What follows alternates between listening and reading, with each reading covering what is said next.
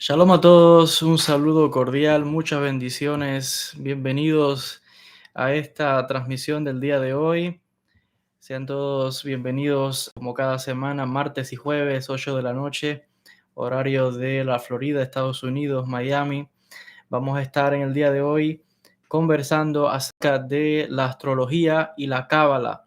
Vamos a estar compartiendo algunas de las enseñanzas de los sabios. ¿Cuál es la visión judía, la visión del pueblo judío sobre la astrología? ¿Está el destino escrito? ¿Está todo predeterminado? ¿Dónde queda el libre albedrío? ¿Qué se puede hacer si los astros, las estrellas, el zodiaco, las constelaciones están dando una profecía? ¿Se puede cambiar esa profecía, sí o no? ¿Qué información se puede extraer realmente del zodiaco, de las constelaciones, de las estrellas, de los planetas? ¿Es verídica la astrología o es cuentos o son cuentos? ¿Qué dicen los textos? ¿Qué hablan los manuscritos? ¿Qué nos dice la Kabbalah? ¿Existe la astrología dentro del mundo judío o es solamente un conocimiento de otros pueblos? Vamos a estar conversando de esto y otros temas con el favor del Eterno en el día de hoy, de manera espontánea. Vamos a estar compartiendo directamente las palabras de los sabios. Hay muchas personas que tienen interés en conocer el futuro. Vamos a hablar acerca de ese tema y si es verdad que el futuro se puede saber a través de la astrología, a través de los astros. Vamos a estar compartiendo algunos conocimientos.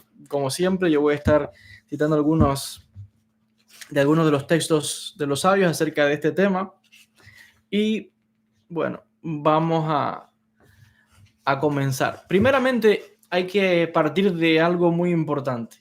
Los sabios en el pueblo de Israel, y está escrito así en el Talmud, en el Midrash, dice claramente que cada ser humano nace con una estrella. De ahí partimos. Así está escrito literalmente en el Talmud. Cada uno de nosotros nace con una estrella.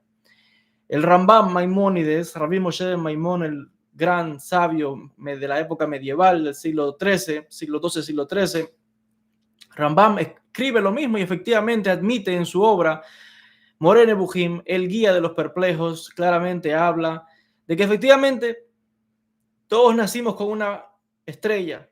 Ahora, ¿qué significa nacer con estrella? Puede ser una estrella buena o una estrella mala, entre comillas. Nacer con estrella buena, que de hecho es un refrán, está indicando que la persona viene con un mazal. Mazal es una palabra en hebreo que significa suerte, destino. Es como aquello con lo que la persona ya viene. De ahí viene la famosa expresión mazal tov. Mazal tov, buen mazal, buena suerte, buen destino, buen augurio. Entonces, a una persona, ¿qué se le desea? Uno de nuestros saludos en el pueblo judío, le deseamos a otra persona, ¿qué cosa? Mazal tov, un buen mazal, una buena suerte, un buen destino. Cuando alguien, por ejemplo, recibe una bendición, nosotros no le decimos a esa persona felicidades. O cuando una mujer, por ejemplo, está embarazada, no le decimos felicidades, se lo puede decir, pero la frase que le decimos es Mazal tov, Mazal tov. Cuando alguien es llamado incluso a la Torá, lo llama a que en la sinagoga, dígase los martes, jueves o en Shabbat, o cuando lo llamen en la sinagoga, que hay lo llama a la Torá y esa persona se le dice Mazal tov. Todo, incluso el que lee la Torá y leyó la Torá y leyó bien sin equivocarse de la Torá en hebreo en la sinagoga, se dice Mazal tov, kol hakavod. Pero entre las frases que se usan es Mazal tov. ¿Qué es Mazal tov? De hecho, es hasta un nombre. A las chicas judías, a muchas de las chicas judías se les llama Mazal. Y Mazal tov también es un nombre. Igual que Shem tov, buen nombre. Entonces estamos viendo acá que dentro del mundo judío ya tenemos el uso de esta palabra y lo que eso implica en la conciencia de la palabra Mazal, destino, suerte. Y cuando decimos Mazal tov, estamos deseando buena suerte, buen destino a esa persona a la cual estamos dando este saludo. Así que partimos del principio desde que ya, primeramente, todos nacemos con una estrella o con un destino, con una suerte. Pero el hecho de que yo le estoy deseando a otra persona este saludo más alto, le estoy deseando buena suerte, le estoy agregando bendición a esa persona. Por eso es que en el pueblo judío nosotros no oramos por la gente. A ver, déjenme aclarar esto. Cuando uno va a ver a un rabino para pedir una bendición, ya lo dice, a pedir una bendición, nosotros no vamos a un rabino a decirle, rabino, ore por mí. Él puede orar, pero realmente la costumbre nuestra es ir a un rabino y decirle, rabino, deme una verajá, deme una bendición. Porque para nosotros, de lo más elevado que se le puede dar a una persona es una bendición, porque le estamos agregando ¿qué cosa? Mazal. Y mazal bueno. Así, así se dice en ladino, en sefaradí castellano. Mazal bueno, que es una suerte buena, le estamos agregando a esa persona. Entonces, entre más se bendiga una persona, es como que le estamos agregando a esa persona una buena energía, un buen mazal, una buena suerte. Y si la persona tiene mala suerte, cuando uno le empieza, de ahí la palabra verajá, bendición, le estamos agregando un mazal bueno, una buena suerte le estamos agregando cuando damos esa verajá, cuando damos esa bendición, o cuando estamos bendiciéndonos unos a otros. De ahí partimos desde la tradición hebrea. Entonces, estamos viendo acá que esta estrella con la cual todos nacimos, que explica el Rambam, Maimónides y que explican también los textos del Talmud, es como ese destino que ya viene escrito para cada uno de nosotros. Ahora, ¿dónde queda el libre albedrío si todo está escrito? Vamos a aclarar esto. Es verdad que existe un destino o una meta final de algo que nosotros hemos venido a trabajar en esta vida. Ahora, ¿cómo llegamos a esa meta final? Ahí es donde entra el libre albedrío. Existen infinidad de caminos y la persona tiene el libre albedrío de tomarse el tiempo que quiera. Las rutas que quiera tomar, buen camino, mal camino, eso es asunto de la persona, nadie se mete en eso. Eso se llama libre albedrío. Al final va a llegar a la meta, pero los caminos que tome, eso está en el libre albedrío de la persona. Ahí es donde queda el libre albedrío de la persona. Ahora, partimos de que en la tradición judía decimos que la astrología es kasher y que la astrología está dentro de la tradición bíblica.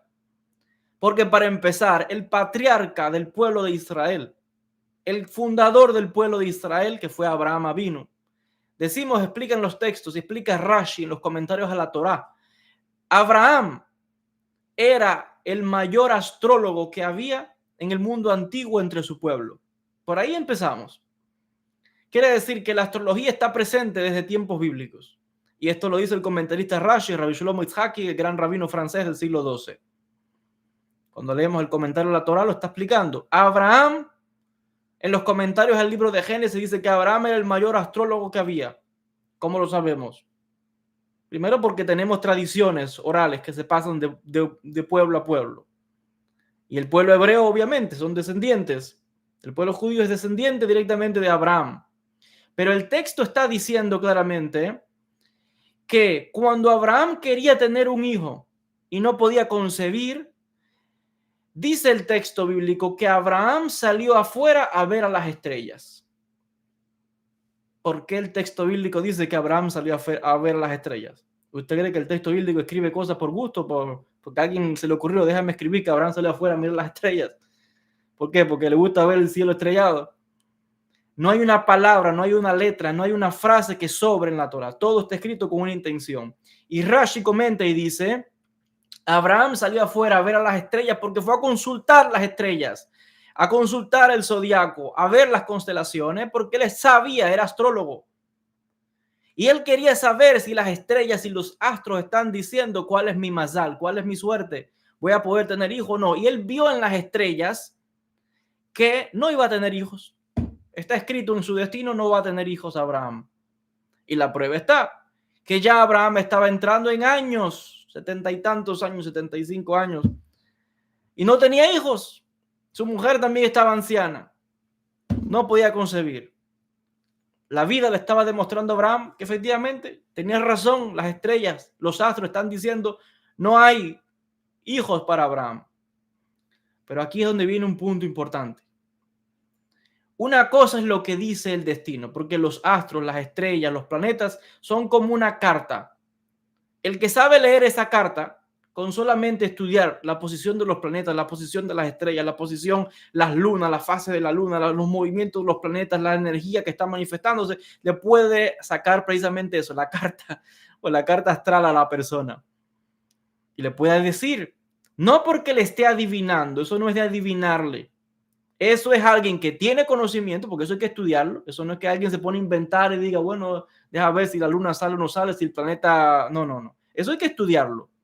Y son cálculos precisos, cálculos matemáticos, cálculos del movimiento, de la posición de los planetas, etcétera, de las constelaciones, del movimiento de los planetas, la posición, dónde salen las estrellas, etcétera.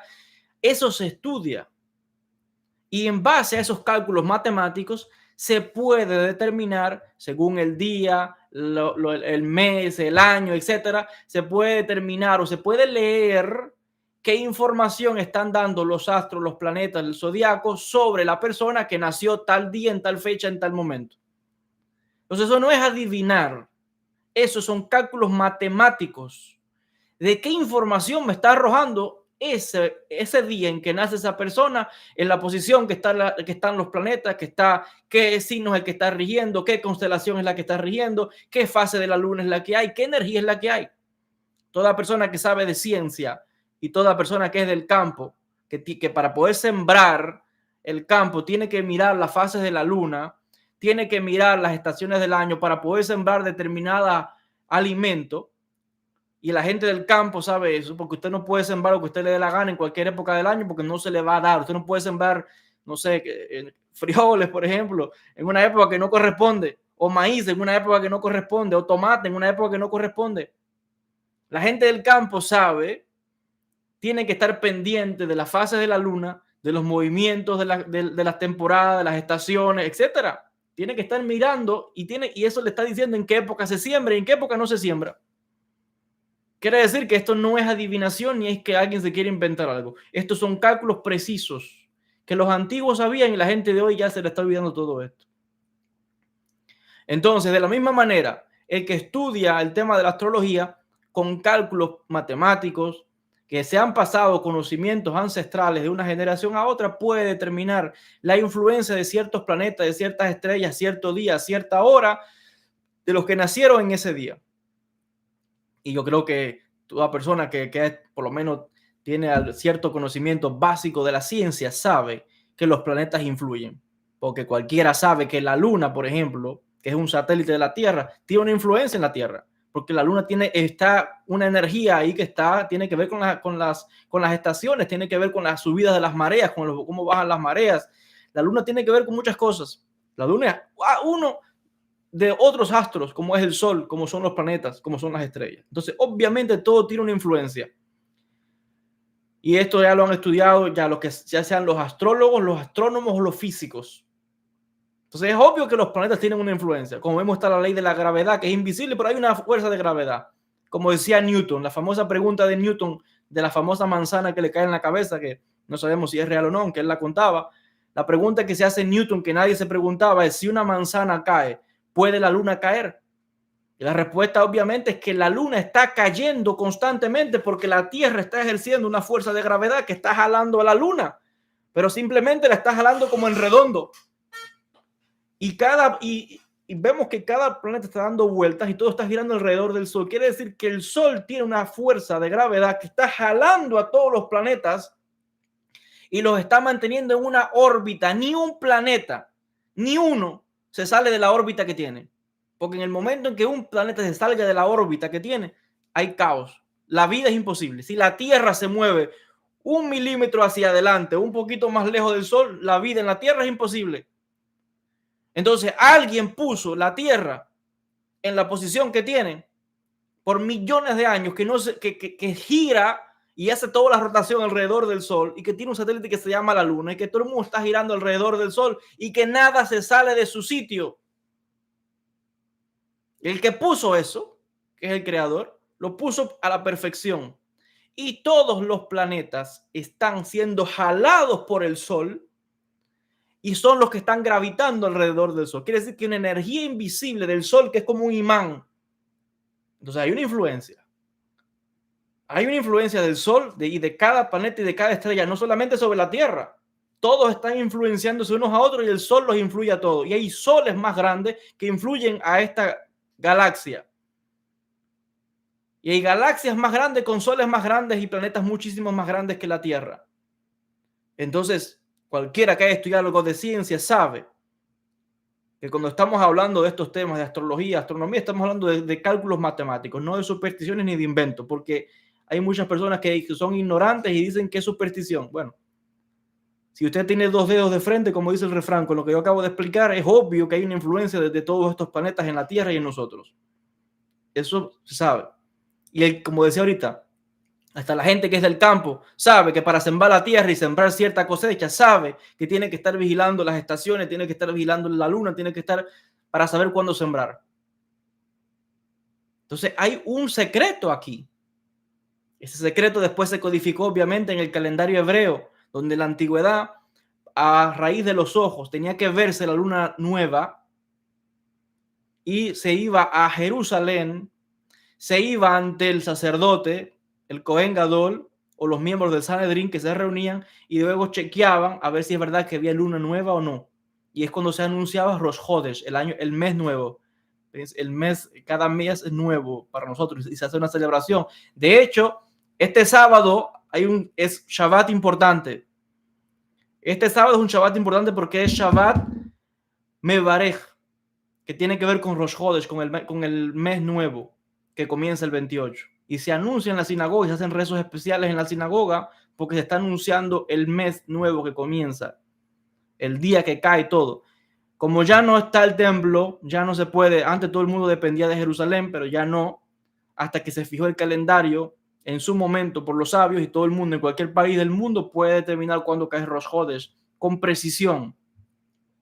Entonces estamos viendo aquí que hay un conocimiento que está también en el Talmud, que está en el Midrash, que está en el Zohar, que está en todos los textos hebreos, que nos hablan de la astrología, que nos hablan de matemática, que nos hablan de ciencia.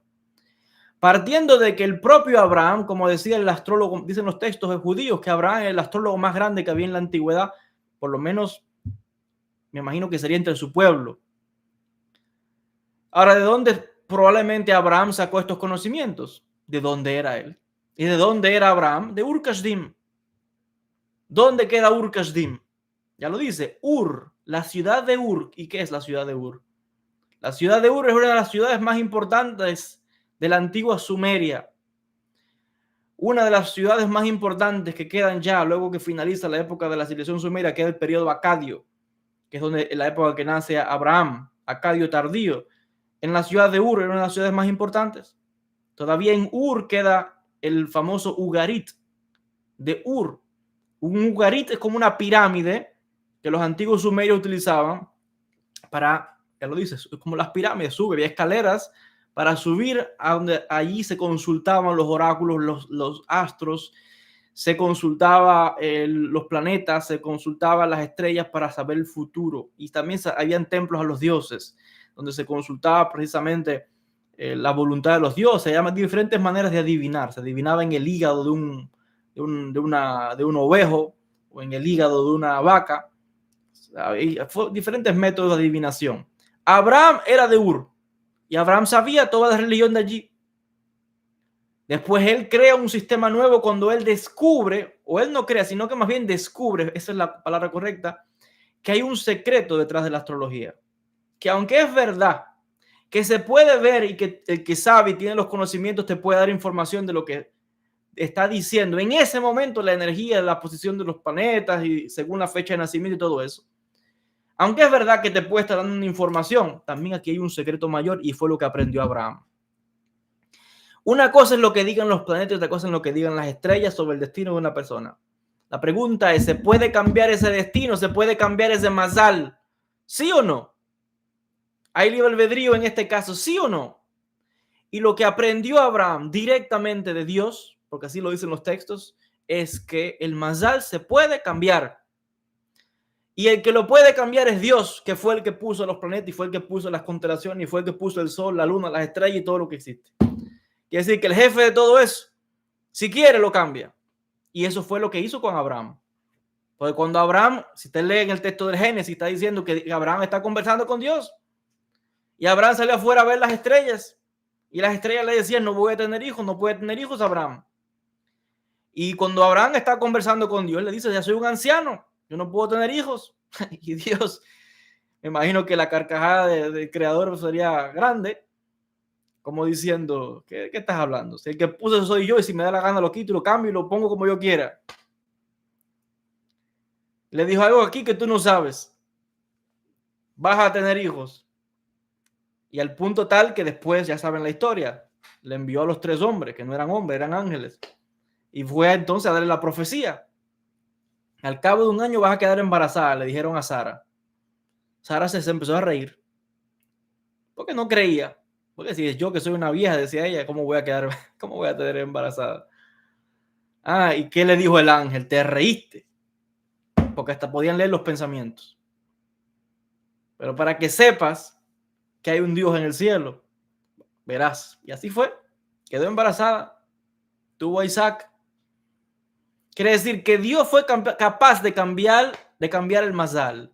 Y de ahí surge una frase, porque la bendición de Abraham la pasa a quién? A su hijo Isaac. Y esa bendición la pasa a quién? A Jacob. Y Jacob a quién la pasa? A las 12 tribus. Y las 12 tribus continúa esa bendición hasta el día de hoy. Porque está escrito en el Génesis, hay una bendición que es para Abraham y los descendientes de Abraham. Bendeciré a los que te bendigan y maldeciré a los que te maldigan.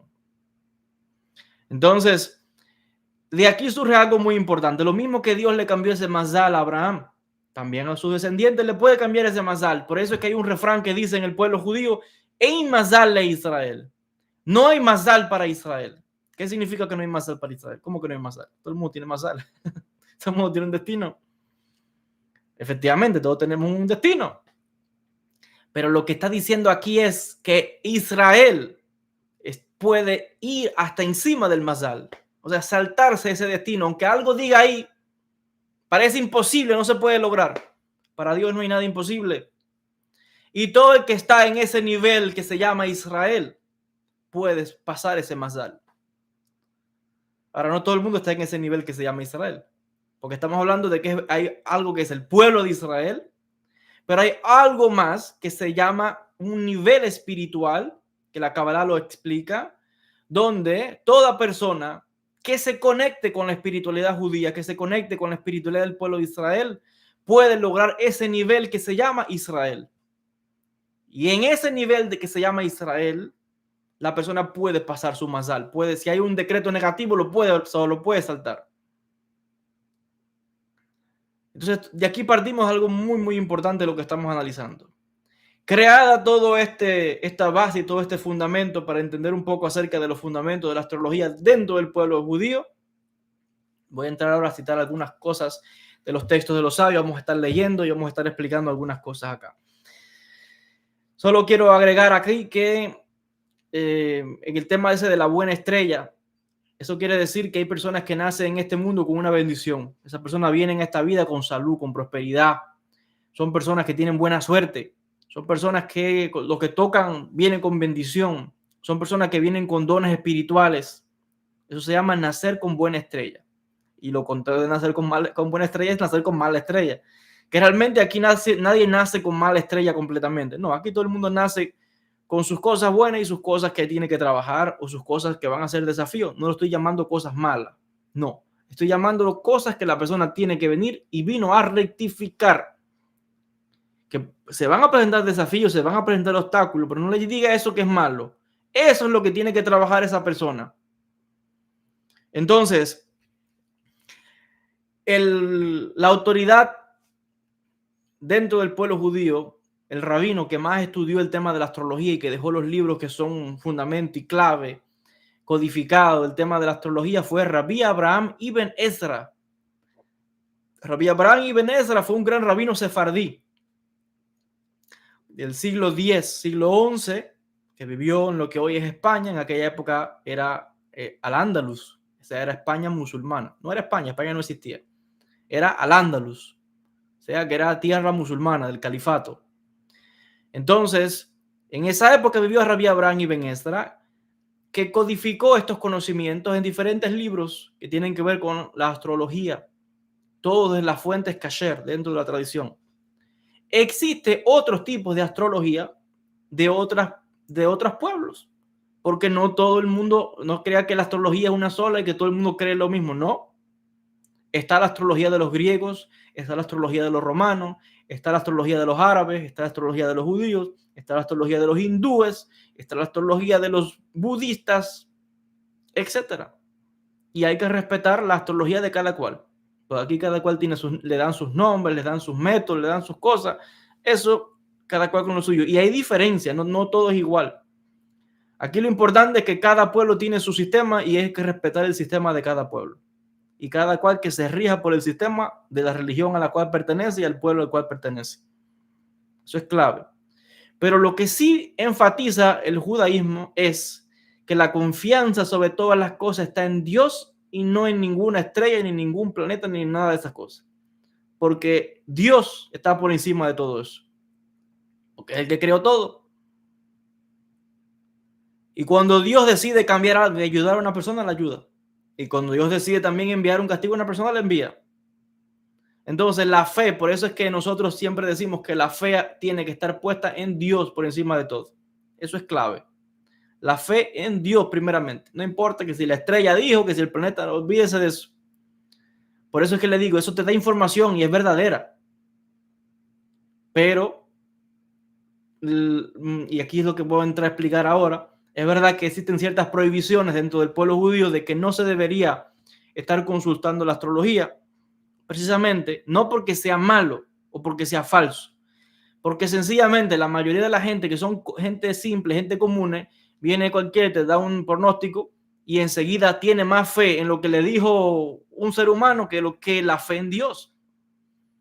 Entonces el enfoque que los rabinos quieren darle a esto es, si te dieron, y eso lo voy a leer ahora, vamos a explicarlo, si te dieron un pronóstico, ponle atención y haz las cosas para librarte de eso. Pero mejor no buscar esas cosas porque hay gente que no vive su vida y pasa todo el tiempo con miedo y todo el tiempo quiere saber el futuro y todo el tiempo es y qué día es hoy, que el sol y que si la luna. Así quien vive, nadie puede vivir. Y se pasa todo el tiempo con miedo y con más fe en las estrellas y en las constelaciones que en Dios. Y lo que los rabinos quieren enfatizar es que la fe siempre tiene que ir en Dios porque Dios está por encima de todo. No hay quien pueda con Dios, por encima de Dios no hay nada. Entonces, ese es el punto que los rabinos están enfatizando, que la Torah está enfatizando y por eso hay muchas prohibiciones de no consultar a los astrólogos. No es porque sea falso, porque sea mentira o porque no, o porque sea algo malo que la persona va para el infierno. No es eso. Y vamos a explicar que los conocimientos son verdaderos si la persona de verdad sabe. Pero el problema es que la gente común que no está estudiada le dicen cualquier cosa y tiene más fe en eso y vive la vida llena de miedos. Y pierde la fe en Dios porque le creyó al vecino que le dijo, ten cuidado que el sol está, o que el planeta tal está no sé qué. No, la fe es primero en Dios. Primero Dios y Dios con Dios delante siempre. Eso es el enfoque que los rabinos quieren dar y que la Torah quiere dar. Que no se puede tener más fe en un planeta o en una estrella que en Dios. Es un disparate. Y hay gente que tiene más fe a veces en un planeta y en una estrella que la fe en Dios, que la emuná real. Y muchos otros ejemplos que puedo poner acá. Hay gente que tiene más miedo, dicen que son religiosos y que son creyentes, y tienen más miedo a alguien que dice que le hizo una brujería o que le va a hacer una maldición, que le va a hacer una brujería, y siendo creyente, le tienen más miedo a ese que dice que le va a hacer una brujería que a Dios, y dicen que son creyentes. Y están temblando y que me dijo que me va a hacer una brujería, que estoy nervioso, que me va a maldecir, pero tú no eres creyente. ¿Cómo es que tú le crees más a la palabra de alguien que viene a decirte algo que no tiene fe en Dios? ¿Qué creyente es ese? Entonces lo mismo igual con el tema de la astrología. La información, si la persona sabe de verdad, es verdadera, pero no se puede vivir la vida todo el tiempo chequeando, porque ¿quién puede vivir así? No se puede vivir. Entonces la fe en Dios y usted sin miedo, lo que venga, con Hashem delante. Si sabe un pronóstico, póngale atención. Hay que protegerse, hay que hacer las cosas. Pero la fe en Dios primero.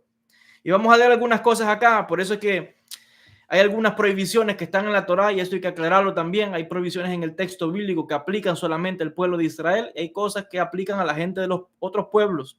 Eso es obvio. Cualquiera que lea la Biblia sabe que cuando la Biblia está diciendo y dice Dios al pueblo de Israel, ¿a quién está hablando ahí? El pueblo de Israel.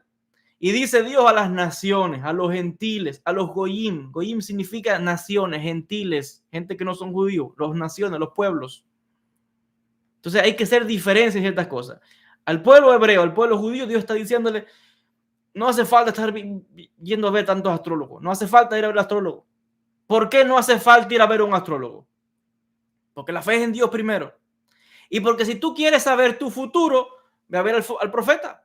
¿Tú quieres saber tu futuro? Ve a ver al profeta. Él te va a decir el futuro. Él te va a decir lo que Dios te va a decir. Porque en la antigüedad, cuando estaban los profetas, la gente iba a ver a los profetas, eran videntes. Pero hay una diferencia entre los videntes que son judíos y los videntes de otros pueblos. Entonces, ¿qué dice la Torá al pueblo judío? Ve a ver a tu gente. No está diciendo que lo otro sea falso o que no deba ser. No, lo otro es cierto también. Porque estaba Moisés, pero estaba Balaam. Y Balaam era un profeta del mismo nivel que Moisés. Para que no sepa esto. Así lo explican los textos bíblicos. Y Dios le hablaba a Balaam, que era un profeta de otras naciones. Y a través de la boca de Balaam, que iba a maldecir al pueblo de Israel, Dios dio una de las bendiciones más hermosas que está en toda la Torá. Dios, este que es un profeta de otro pueblo, un vidente de otro pueblo, bendijo al pueblo de Israel con una de las bendiciones más hermosas que existen. Y Dios se le aparecía y le hablaba en sueño. Entonces, Dios se le aparece a todo el mundo, porque Dios no es solamente Dios del pueblo judío, Dios es Dios de todo. Pero al pueblo judío le dijo, tú tienes lo tuyo, no hace falta ir a ningún lado. Si tú tienes tu vidente, quieres saber el futuro, ve al profeta. En la antigüedad, cuando alguien quería saber qué iba a pasar, si se quería casar con fulana de tal o con fulano de tal, se le preguntaba al profeta, ¿me conviene esto? ¿No? ¿Sí o no? Tengo que ir en un viaje en barco a tal lugar en otro país. Iban a ver al profeta. ¿Me conviene ir en ese viaje? ¿Sí o no? ¿Me va a ir bien? ¿Sí o no? ¿Qué va a pasar? La gente iba y le preguntaba, ¿me conviene comprar esa casa o ese campo? ¿Sí o no? El profeta iba y te decía, porque estaba canalizando la energía y entraba en un trance y un espíritu empezaba a hablar a través del Espíritu de Dios. Entonces, por eso le dicen al pueblo de Israel, no vayas a ver a otra gente ni a ver astrólogo. ¿Para qué? Tú tienes tu profeta. Ahora, la pregunta aquí sería la siguiente. Si no hay profeta, se acaba la condición. Pero hay otros métodos de adivinación que tenemos en el pueblo judío. Hay muchas otras cosas. Tenemos los orales. Había muchas maneras de adivinar. Está el Urim y el Tumim, que adivinaba también. Eran dos piedras que el sacerdote las tiraba al suelo. Y las piedras, según caían, te iba a decir, era como un sorteo, tiraba las piedras. Tenemos sorteos de dados o de huesos que también se tiran. Estaba el sorteo del pectoral, el efod, del Cohen Gadol. Las 12 piedras, que son piedras de diferentes materiales, de cuarzo, de diferentes materiales. Y eso, cuando iban a adivinar, las piedras emitían una luz. Y las piedras tenían letras. Y esas letras se iluminaban y formaban palabras. Y así el pectoral se alumbraba, tiraba como flashes. Y se podía saber el futuro. Entonces, ¿quién es el que está hablando? Ahí está hablando Dios directamente a través de esa persona que está iniciada, que es un sacerdote, que le hicieron una ceremonia, que tiene que vestirse de blanco, que tiene que ir a hacer un sacrificio, porque después que te van a decir el augurio, si te tiran las dos piedras, que es el Urim y el Tumim, o si te tiran las suertes que se echaban antes, porque también se tiraban huesos o dados como dados, o si te tiraban, por ejemplo, o si lo hacían con el efod, que tienen las letras del alfabeto o de las tribus. Después que te digan el destino de lo que tú estás preguntando, como el que te lo está diciendo o es un profeta, un naví, un vidente, o te lo está diciendo un cohen, porque no hay que ser, no necesariamente tienes que ser cohen para ser profeta. Puede ser vidente y no tienes nada que ver con la tribu de Leví ni nada de esto. Pero una vez que te digan el destino, entonces después te van a mandar a hacer un sacrificio. El cohen te puede decir, lleva una paloma al templo, unas frutas, lleva un poco de harina y ven que vamos a hacer una ofrenda a Dios. Y lo llevabas al templo, te hacían unos rezos allí y tú dabas tu ofrenda a Dios. O el cohen te decía, ven tal día, tal hora, trae un chivo o una oveja y vamos a hacer una ofrenda y vamos a llevarla al altar. Y usted iba ahí, primero se tenía que purificar, tenía que bajar al estanque de Siloam, que si usted ha estado en Israel, lo ha visto, porque yo creo que yo grabé un video y por ahí lo puse.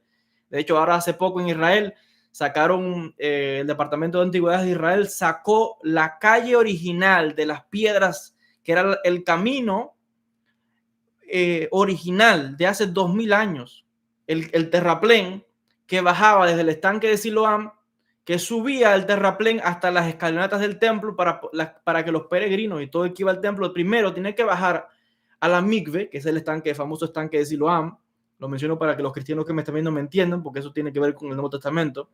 Ahí es la mikve grande, una mikve grande donde se metía mucha gente a purificarse primero. Tenías que bañarte, purificarte en agua. De ahí subes. Mientras subes, están las escaleras de piedra donde tienes que estar limpio. Vas vestido de blanco. Los sacerdotes están vestidos de blanco, llevan un gorro en la cabeza. Y está el Cohen Gadol, que además tiene unas vestimentas especiales. Y otra vez, si usted ha ido a Israel, sabe que está el Instituto del Templo en Jerusalén con todas las vestimentas para el templo preparadas ya. Eso está ya en Israel. Por ahí yo creo que yo subí un vídeo, está en el otro canal de YouTube. Creo que si no lo he subido, a lo mejor después lo voy a poner los vídeos. Está todo listo para hacer nuevamente todas estas cosas. Están las ropas de sacerdotes, están los altares, están los utensilios, está todo para hacer los sacrificios. De hecho, en Israel ahora mismo ya se están haciendo sacrificios de animales.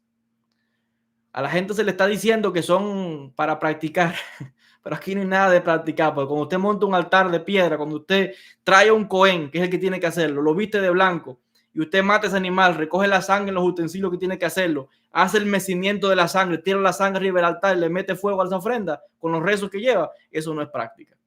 Pero bueno, no se le puede decir a la gente que es de verdad, hay que decirle que estamos practicando. Pero aquí nada es de práctica, eso es de verdad. Igual que ya está yéndose está yendo el estanque de Gijón, que está debajo de los túneles de Ezequías. Por ahí también hay un vídeo que yo entré al túnel de Ezequías y grabé. Eso es casi 1 kilómetro por debajo de la tierra. Pues un estanque de agua que se construyó en la época del rey Ezequías. Cuando el ataque de los babilonios, ahí está. Yo entré, grabé un video y por ahí lo puse. De ahí se sale el estanque de Gijón, donde se ungía a los reyes de Israel. Y de ahí se saca agua. De esa agua se sube al templo y se lleva en unos utensilios especiales de plata. Y eso se está haciendo en Israel ya, hace varios años. Entonces hay muchas cosas que están haciendo ya para el tema del templo. Entonces, ¿por qué menciono todas estas cosas? Porque había otros métodos de adivinación. Estaban los maestros judíos que también sabían de astrología. Porque todos los rabinos de la época, para construir el calendario hebreo, hay que saber astrología. Imposible hablar del calendario hebreo que se basa todo en las lunas, que se basa en los meses, que se basa en todas las fiestas y usted no sabe astrología. Imposible. Pero está la astrología judía. Y esa es la prohibición que hace el texto bíblico o el enfoque. No hay que ir por ahí a ver a más nadie si usted tiene lo suyo. Ese es el enfoque que enfatizaba más los textos. Y aquí algo muy importante en cuanto al tema del conocer el futuro.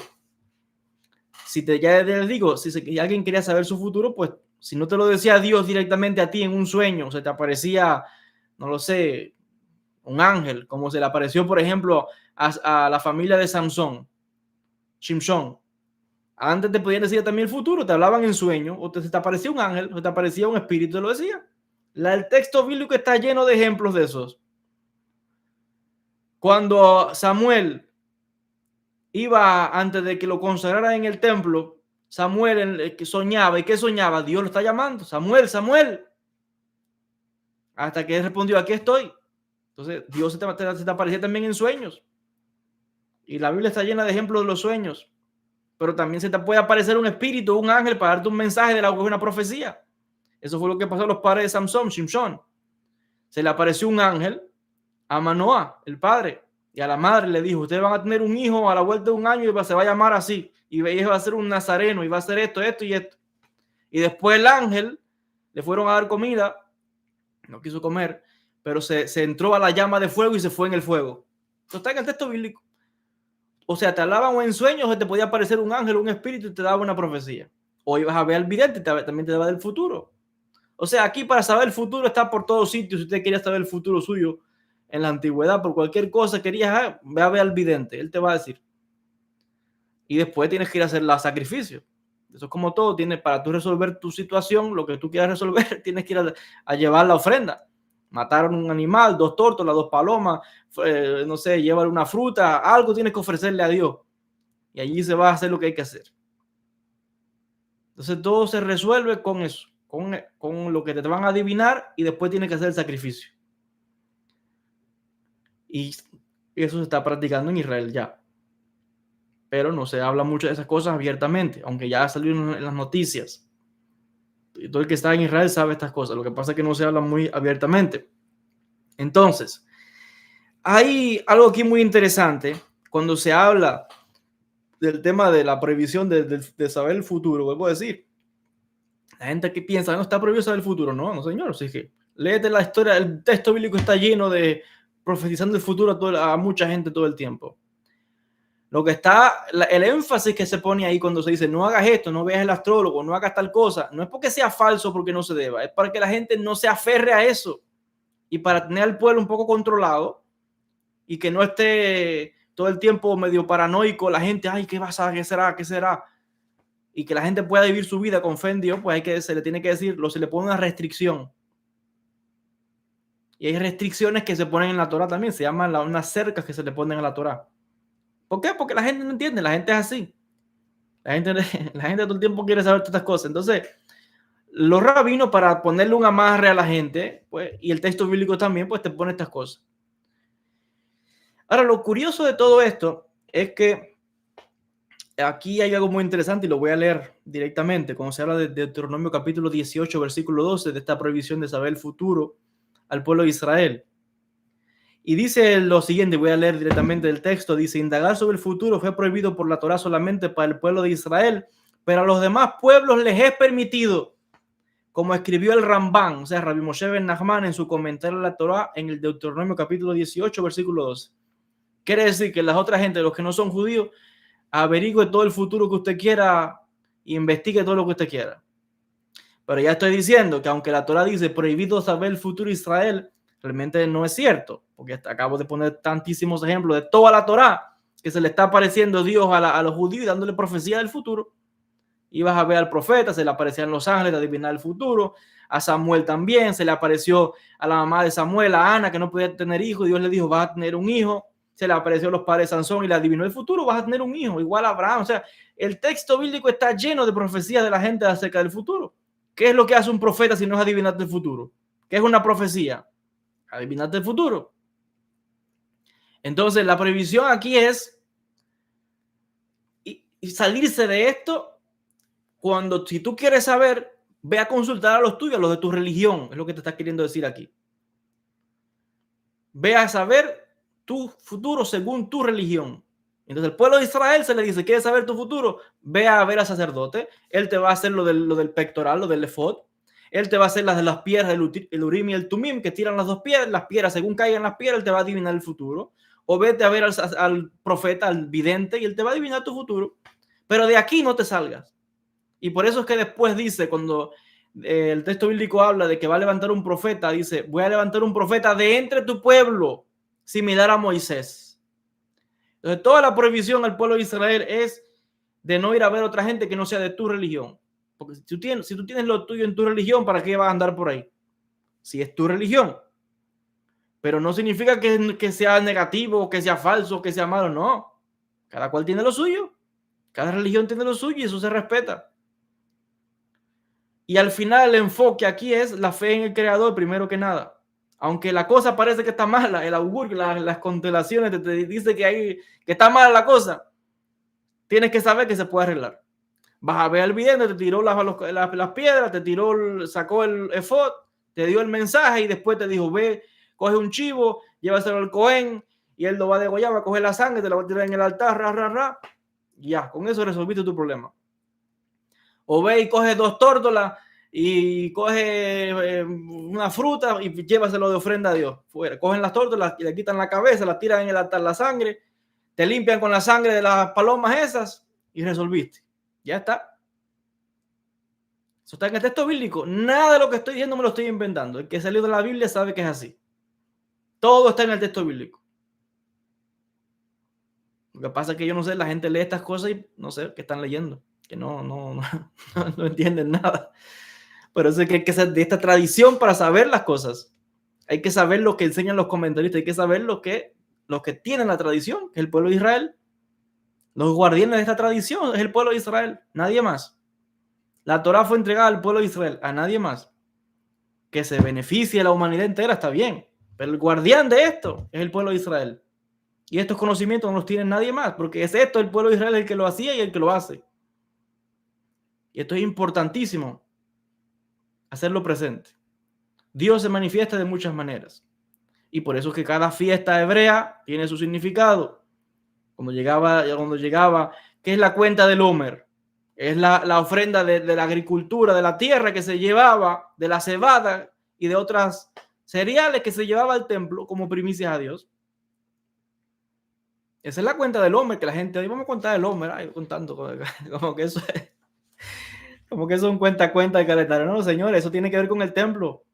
El Homer es la ofrenda de esa harina, que es el producto de la tierra, de la cebada, del trigo, etcétera, que se llevaba al templo. Se llevaba toda una ofrenda al templo. Igual que Bikurim. ¿Qué es Bikurim? Los primeros frutos.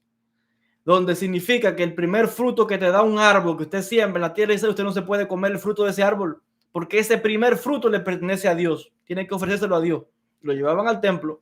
Usted no se puede comer el primer fruto que le da su cosecha, su campo, su árbol. Sembró una planta de un árbol de manzana. El primer año o los primeros tiempos, usted no se puede comer esa manzana porque eso le pertenece a Dios. Tiene que recogerla y llevarla hasta el templo. Y todo el mundo iba para Jerusalén en esa época al templo, y eso se estudia. Entonces yo lo he estudiado como en la yeshiva, eso se estudia, obviamente, eso no lo estudia la gente simple, eso tiene uno que estudiar en escuelas rabínicas para profundizar en todo esto. Pero se estudia los mecanismos que había, si no podías ir, qué hacías, vendías la fruta, cogías dinero, ibas con el dinero, todo eso se estudia, en la Mishnah también está todo eso. Entonces hay un mecanismo aquí para hacer expiación, y por eso también está Rosh Hashanah, pero está Yom Kippur, que es expiación, donde se cogían esos dos chivos, un chivo para Dios y uno para Azazel. Y eran iguales, no podían tener falla, tienen que ser perfectos, no podían estar mutilados, ni que le falte una pata, ni que tienen que ser perfectos los dos, igualitos. Y un chivo, venía sacerdote, lo agarraba por los tarros, le hablaba al chivo y está confesándole los pecados del pueblo. Y ese chivo es un mensajero. ¿Y qué hacía con el chivo? Que era igual. Uno se lo llevaban al templo, el sacerdote lo mataba y lo ofrendaba en el altar. Pero el otro, al que lo agarró por la cabeza y le puso la cabeza de él a la cabeza del chivo, el sacerdote, el Cohen Gadol, le hablaba y le confesaba los pecados del pueblo. Esto, todo lo malo. O sea, para que el chivo se lleve todo lo malo. Le está llevando todo lo malo al chivo y se lo está poniendo al chivo ahí. ¿Y qué hacían después? Cogían a ese chivo, se iban al desierto y lo lanzaban por un peñasco, por un despeñadero, y allá abajo se mataba. Cuando el chivo caía abajo, caía muerto. ¡Pum! Tenía una muerte violenta. ¡Pah! Caía explotado el chivo allá abajo. Y eso se lo están ofreciendo a Azazel. En la palabra Azazel, ya lo dice, la terminación el está ahí. Pero está Azza. Y Azza, que nadie se asuste, Azazel es un demonio. No es el diablo directamente, pero bueno, anda por ahí, por esa zona. Quiere decir que hay que contentar a la buena energía, pero también hay que darle de comer a la mala para tenerla calmada. Esa es la realidad.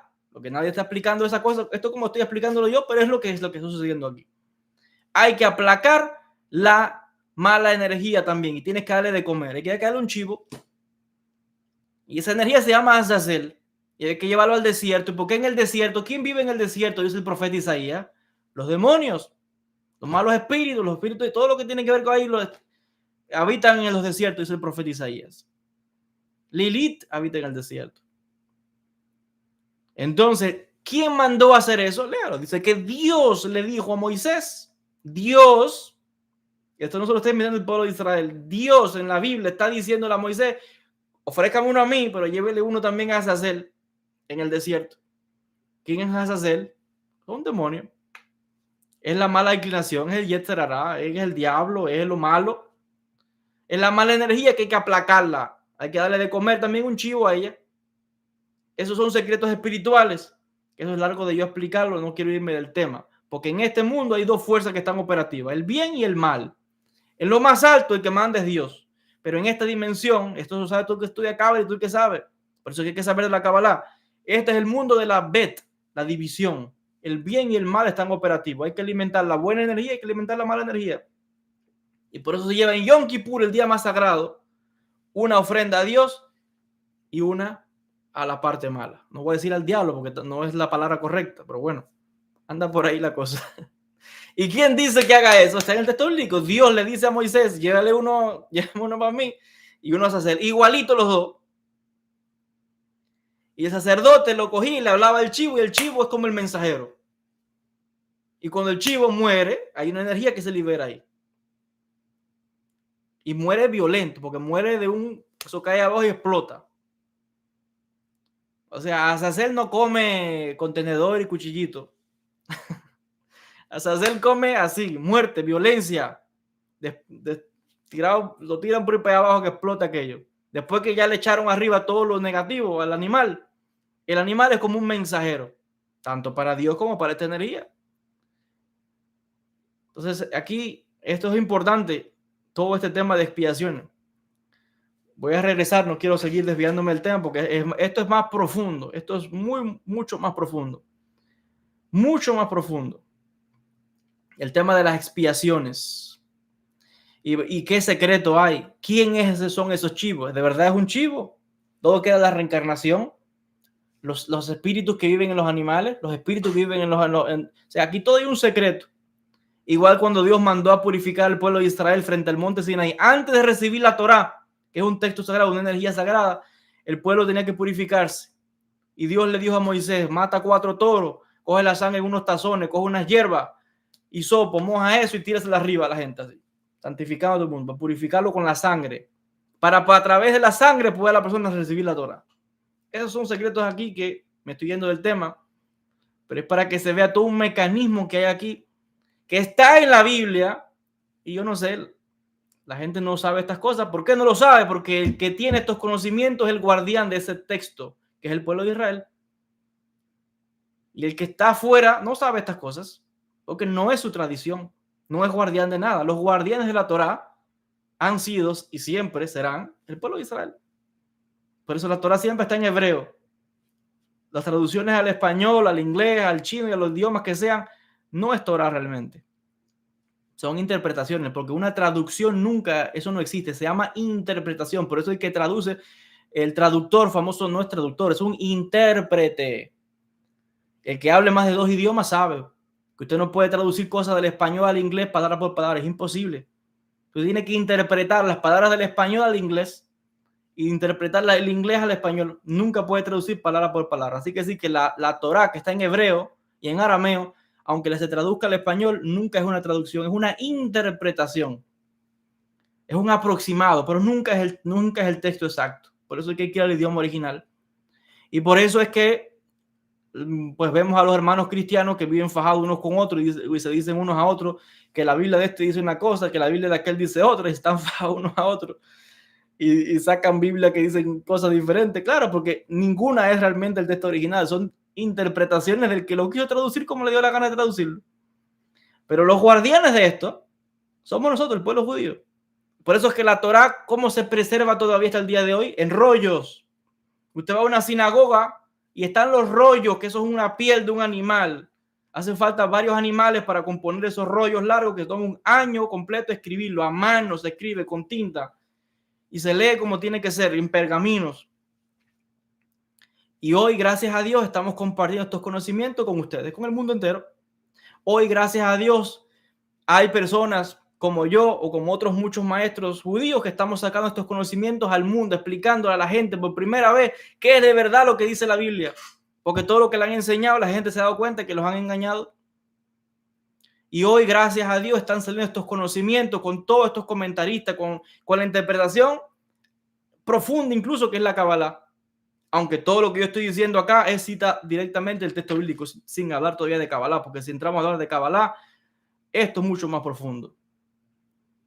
Pero la gente hasta ahora ha estado como perdido, engañado, confundido, obviamente, porque es lo que le han enseñado y todo lo que han aprendido, pero ahora se están dando cuenta de que todo lo que le han enseñado está torcido, equivocado, no sé.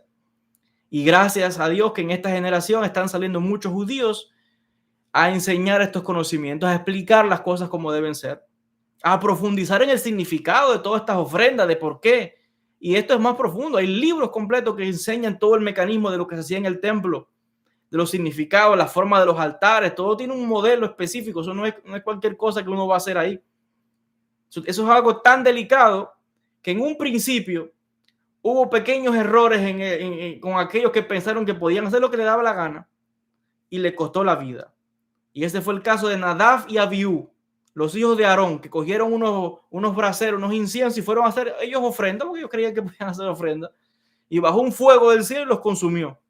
Y fue lo que le pasó a Coré y a Datán y a Abirán y los 250 hombres que se rebelaron contra Moisés y Aarón. Pensaron que ellos también podían hacer sacrificio y hacer lo que les daba la gana, inventarse su propio sistema. Ah, ¿tú crees que tú puedes hacer lo que te dé la gana?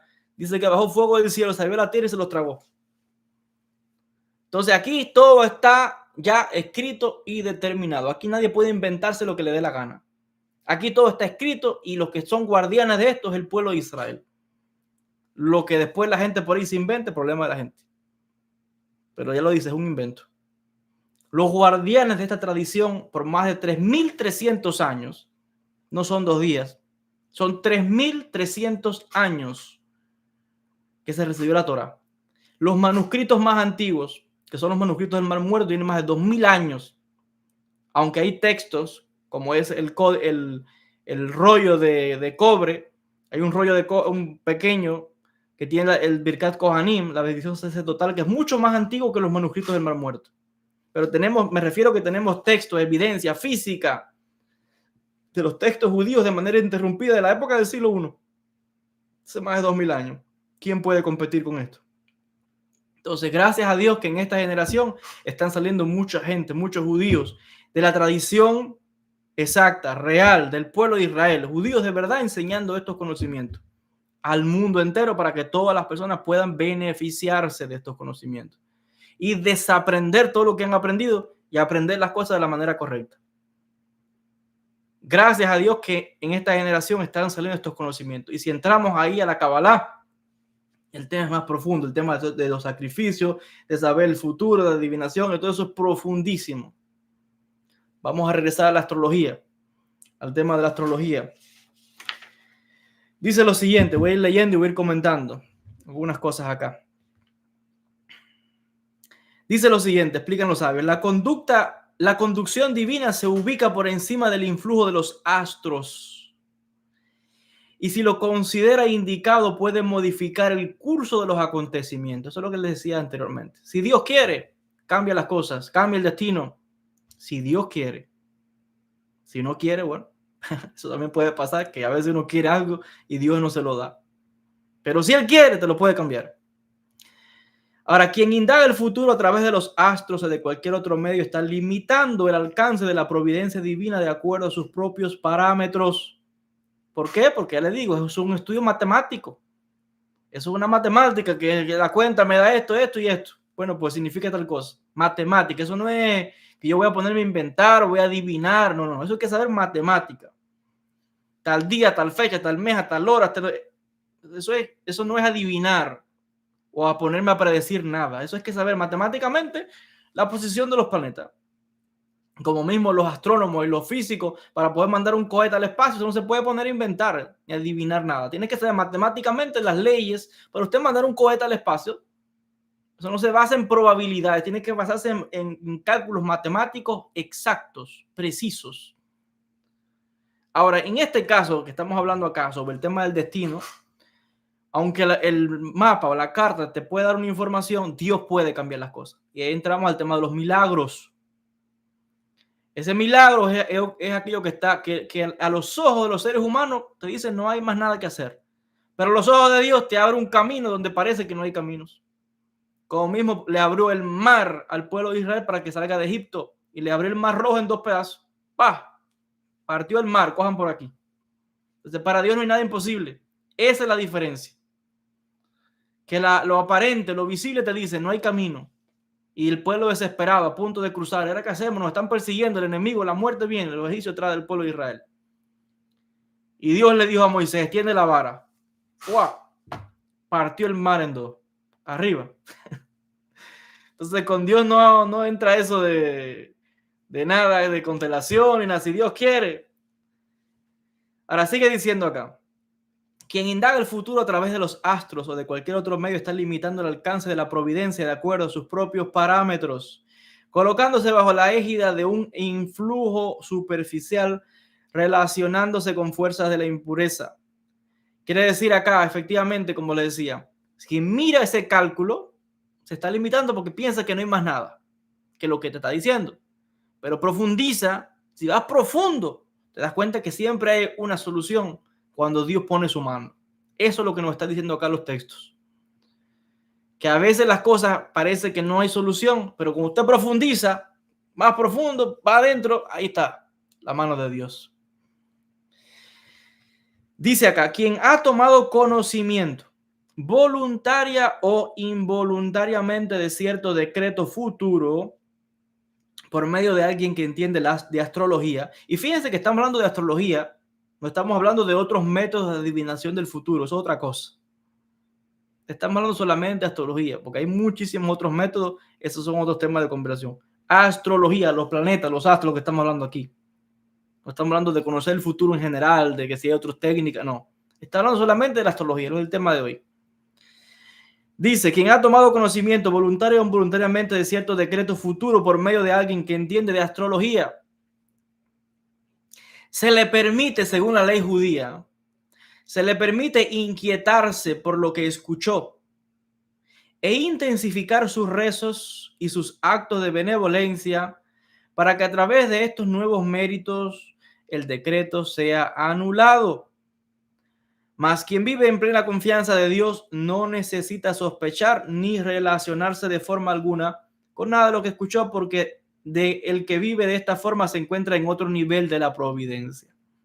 Entonces, si te dieron un mensaje, si viene un astrólogo y te dio un mensaje, la luna, que si la constelación, que si Júpiter, que si la luna está en no sé qué, y te dio un mensaje a ese astrólogo. Digo astrólogo, no estoy hablando otra vez de otros métodos de adivinación, como puede ser los sueños, como puede ser un vidente, como puede ser un espíritu, es otra cosa.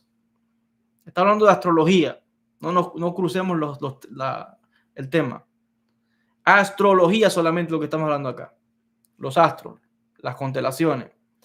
Viene un astrólogo y te dice, va a pasar tal cosa, no salga hasta el día porque va a haber un accidente.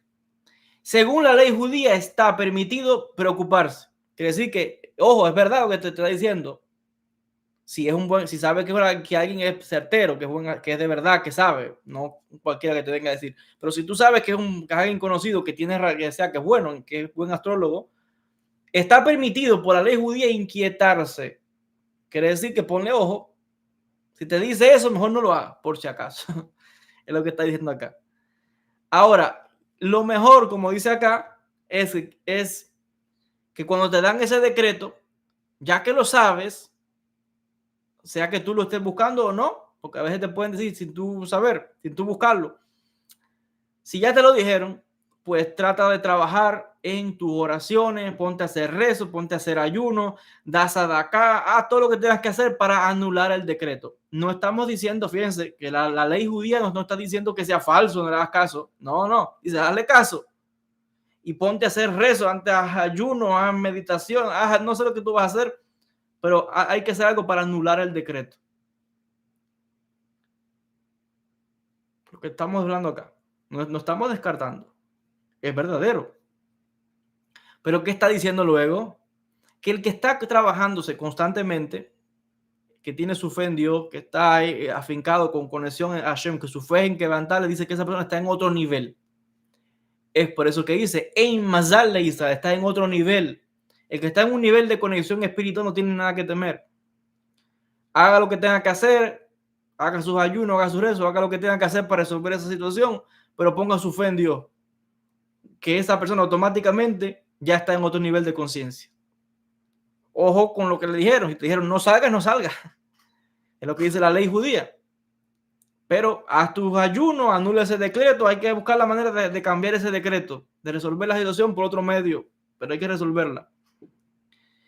Pero el que está conectado con Dios vive de esta forma, se encuentra en otro nivel de la providencia. Aquí tiene que preocuparse más el que lleva una vida que es un desastre y que cuando tiene un problema es que me acuerdo de Dios y me acuerdo de la espiritualidad. Ese tiene que preocuparse más porque ahora que me acordé de Dios porque me dijeron tal cosa. Pero el que está normalmente conectado a lo espiritual, que está todo el tiempo pendiente de todas estas cosas, está trabajando espiritualmente, pues está en otro nivel de la providencia, tiene que poner atención, haz tus ayunos, haz tus rezos, pero esa persona automáticamente está conectado con Dios, así que tiene que tener emuná, confianza, que hay que buscar la solución y resolver esa situación con Dios delante, porque la otra alternativa, ¿cuál es? Vivir con miedo, paranoico, no salir de la casa, que no puede moverse. No, ¿quién vive así? Hay que estar positivo. Porque si usted cree que no hay quien lo ayude, que está perdido, pues bueno, tenga la seguridad que está perdido y no hay quien lo ayude. Porque todo empieza por la confianza que uno tiene en Dios y en que de verdad te es la solución para ayudarte. Y el que está con esa emuná está en otro nivel, dice el texto. Ahora, aquí hay algo muy interesante. Dice lo siguiente. En el libro Mishkenot Haroim 3.7 se explica que se permite investigar los rasgos individuales y las tendencias naturales a través de los astros. Vemos en varios pasajes del Talmud la relación que existe entre las posiciones de los astros y nuestras características personales y tendencias naturales. Estas informaciones ayudan al mejoramiento personal. Son un medio de conocer su propia capacidad y poder aplicarla. Quien actúa con este objetivo no se limita a los influjos de los astros, ni tampoco disminuye su poder de elección, ya que todo su objetivo es perfeccionarse, venciendo o estimulando sus tendencias naturales. Es consciente de que le fueron entregados por el Creador los medios necesarios para modificar sus tendencias naturales en vez de limitarse a ellas. Aún así, la recomendación que da el Rambam, que lo mejor es dedicarse al estudio de la Torá y no andar haciendo investigaciones astrológicas por un cabal conocimiento de uno mismo, basta con unos minutos diarios de análisis introspectivo. Así identificará sus características, lo que le servirá para perfeccionarse y crecer como persona. Quiere decir que aunque es cierto la información y está permitido guiarse por lo que te puedan decir los astros sobre la personalidad de la persona, porque eso está en el Talmud, lo mejor es aquí en este caso es no obsesionarse con estas cosas. Y ese es el enfoque de todos, señores. Las prohibiciones, ¿de dónde vienen? De no obsesionarse, porque la persona que se obsesiona con estas cosas no vive. Entonces, ¿está permitido? Sí, pero te dice, mejor no te obsesiones. Bajo cierta supervisión, con una persona que sabe, con uno que tiene los conocimientos, usted tiene la capacidad, bueno, está permitido. Ya lo dice el Talmud. Y yo en algún momento ya hice un vídeo sobre eso, hablando de la gente que nació bajo la influencia de los planetas. Creo que yo hice un vídeo, si no, lo voy a hacer otra vez, sobre el tema de los que nacieron bajo la influencia de Júpiter, Marte, la Luna, etc. Lo hablo en un idioma para que ustedes me entiendan, porque en hebreo no le decimos así. En hebreo usamos otros términos, usamos Mosnaim, Shabtai, Saturno, etc. Decimos otros nombres en hebreo. Pero para que usted me entienda lo que quiero decir. Levaná, que es la luna, etc. Entonces, ¿está permitido? Sí. Pero lo que te dice acá es mejor no obsesionarse. Porque el que está obsesionado ya está, mira, está un poco loco. Ya esa persona por todo quiere andar consultando los astros. No. Ya esa persona está obsesionada. Y hay que tener confianza en Dios, confianza en sus guías, confianza en que hay solución para las cosas. Pero no puede uno volverse loco, obsesionado con esas cosas. ¿Está permitido? Sí. Entonces, con una persona que tiene los conocimientos, ahí está.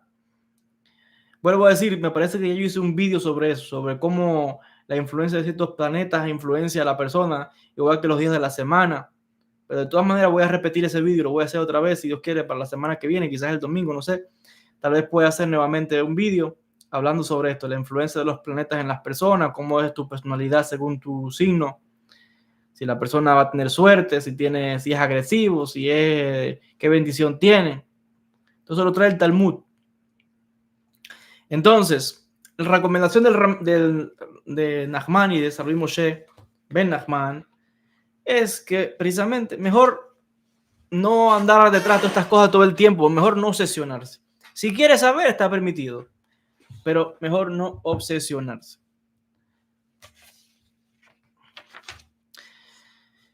Hay algo más acá, voy a leer un poquito más y después haré una pausa porque esto da para dos o tres videos, hay material aquí suficiente. Dice lo siguiente: el Gaón de Vilna, uno de los grandes cabalistas de la época medieval, en sus comentarios al libro de Jonás, ahí vamos, por eso es que la astrología todo está conectado con los profetas también. Explica que toda la situación de una persona en este mundo, su riqueza y su suerte proviene del Creador a través del influjo del sol. Oigan esto, voy a repetir.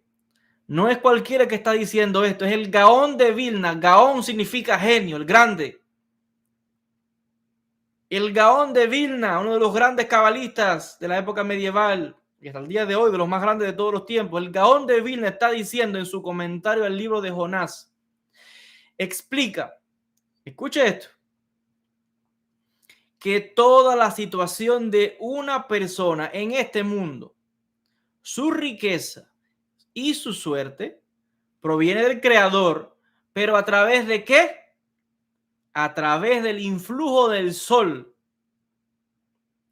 Refiriéndose a este influjo, dijeron nuestros sabios que todo depende del mazal, el influjo astrológico. Eso es lo que es el mazal realmente, el influjo astrológico, el cual es determinado por la posición de ¿qué? Del sol en relación a los astros.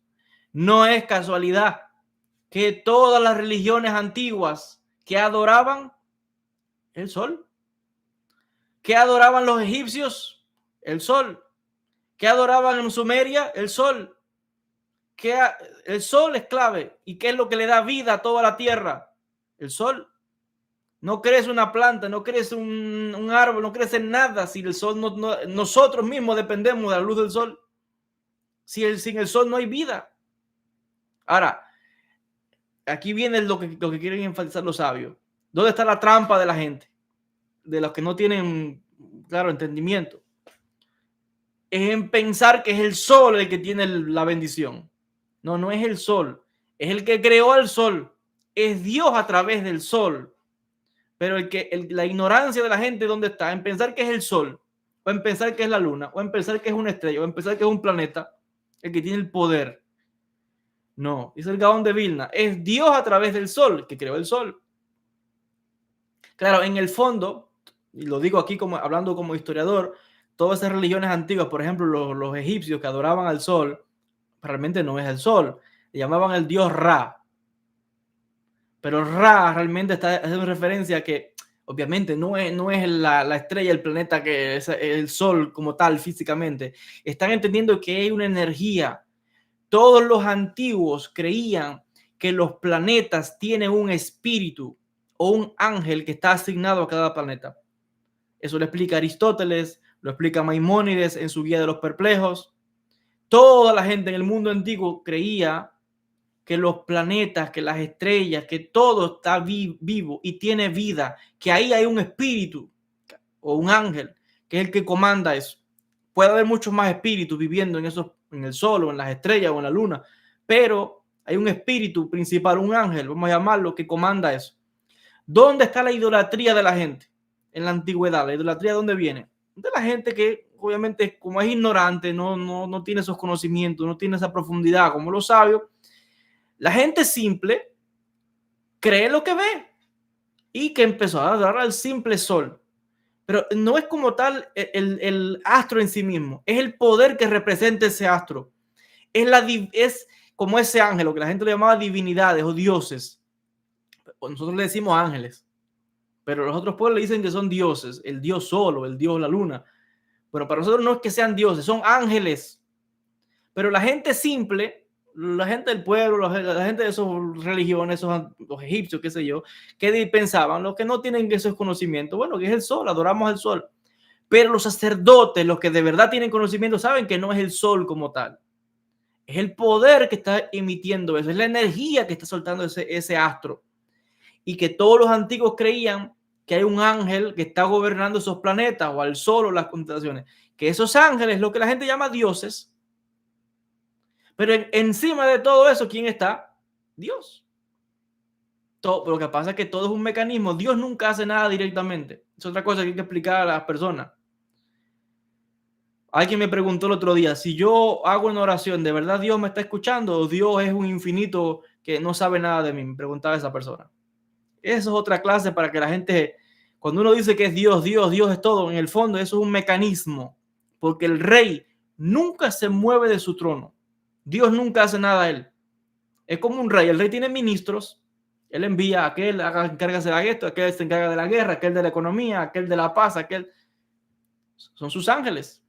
Lo que la gente llama dioses en otras espiritualidades. Pero el rey nunca hace nada él solo. De hecho, hay ángeles que le traen las oraciones. Lo que pasa es que el enfoque que los rabinos se dieron cuenta para evitar que la gente simple, como no tienen conocimiento, cayeran en la idolatría, pues simplemente hay que decirle, bueno, es Dios, Dios lo hace todo. No se le, la gente no va a entender todo ese mecanismo que hay de muchas divinidades y de ángeles y que todos esos niveles y mundos y niveles y la gente no entiende eso. Entonces mejor que decirle Dios, porque es verdad que al final Dios lo es el que lo hace todo, es la fuente de toda la vida, pero hay un mecanismo en su lugar con muchos seres en diferentes mundos que son los que se encargan de regir todo esto. Como cada planeta tiene su ángel, vamos a llamarlo. Entonces, dice el Gaón de Vilna que todo el sustento, mire, su salud, su dinero, su bendición, todo viene del sol.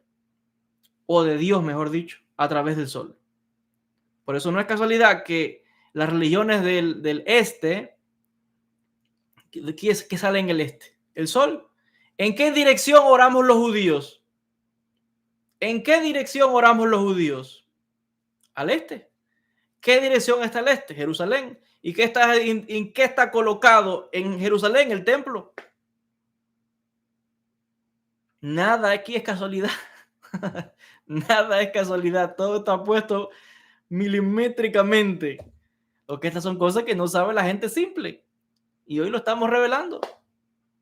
¿Qué sale al este? El sol, la vida, el nacimiento. El sol representa la vida, el amanecer, el despertar, el alba, el abrir, la bendición, la prosperidad, la salud, la alegría, todo es el sol.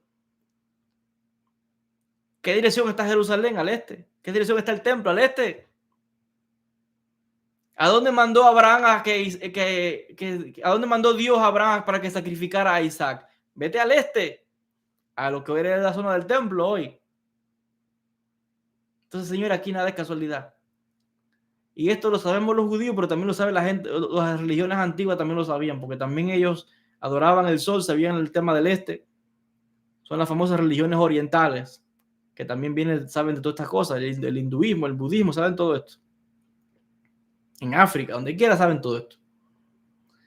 Entonces dice el Gaón de Vilna, toda la bendición viene del sol, de Dios a través del sol, pero a través de ese astro está la bendición. Todo el mazal, el influjo astrológico está determinado por la posición del sol en relación a los astros, porque como dijimos ahorita, nuestra existencia, ¿de qué depende la vida en la Tierra? Que está colocada ni muy lejos del sol, ni muy cerca del sol. O sea, todo en relación al sol. ¿Qué decían las religiones en la época medieval? Vamos a hablar con nombre y apellido, la religión católica. Que la Tierra era el centro de todo. ¿Qué descubrió Galileo? No es la Tierra. El centro de todo es el sol. ¿Qué dice la Biblia? El sol. ¿Qué dice el Talmud? El sol. El que está jalando todo con una fuerza grande de gravedad y tiene a todos los planetas como quien está bailando, danzando alrededor de él. ¿Quién es? El sol. Sin el sol no hay vida en esta galaxia. En la Vía Láctea no hay vida. Olvídese de la Luna, olvídese de la Tierra, olvídese de Saturno, de Plutón, de Júpiter, de Marte, olvídese de todos esos planetas, porque si le quitas el Sol, esos son como canicas que las tiras así, mira, y cogen, no hay vida. Y esa energía es tan perfecta que la Tierra, el Sol la tiene así, mire, dándole vuelta. La Tierra, que es femenina, dándole la vuelta al macho, que es el hombre, en este caso el Sol. Y el Sol, la Tierra está así, mira, dándole vuelta al Sol. Pero no solamente la Tierra, todos los planetas están dándole vuelta así. Hay una energía que está jalando a la hembra, que es la Tierra, dándole vuelta así al Sol. ¿Qué es lo que le da vida a la Tierra? El Sol. Sin la energía que va del Sol no hay vida. Y esa energía va también de manera diferida porque va por la Luna. El Sol le manda energía a la Luna refleja a la Tierra de noche. Entonces, la vida, todo depende del Sol. Sin el Sol no hay nada. Claro, por encima del Sol, ¿quién está? Dios. Eso es lo que nunca se nos puede olvidar. Que por encima de todos los astros, ¿quién está? Dios. Esa es la parte clave aquí. Jamás olvidarse que por encima de todo está Dios. Eso es lo principal. Y por eso es que, como decía, hay ciertas prohibiciones en el texto bíblico o en el Talmud y estas cosas, pero es para evitar que la gente no se confunda. Porque la gente simple no entiende esto. La gente simple cree que no entiende. Y piensa que es la estrella, piensa que es el sol, piensa que es la... No, señores, es lo que hay más allá, lo que da vida a todo. Es Dios a través de todo esto. Eso es clave, eso nunca se puede olvidar. Por encima de todo está Dios, por encima de Dios no hay nadie. Por eso que es uno, Ehad. Hashem Eloqueno, Hashem Ehad. Dios es uno y único, no hay más nada. Por encima de él no hay nadie. Y todo lo hace él, lo bueno y lo malo, como dice el texto bíblico. Dice Dios en el texto bíblico, pongo delante de ti la vida y la muerte. Y dice Isaías en el texto bíblico, yo hago el bien y yo creo el mal también. Dios lo hace todo. Sigue diciendo lo siguiente.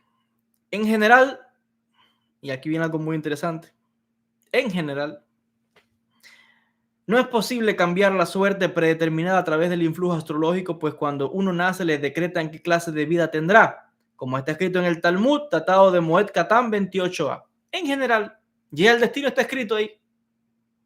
Entonces, si no hay que andar moviendo muchas cosas, la gente vive su vida según lo que está destinado para cada cual.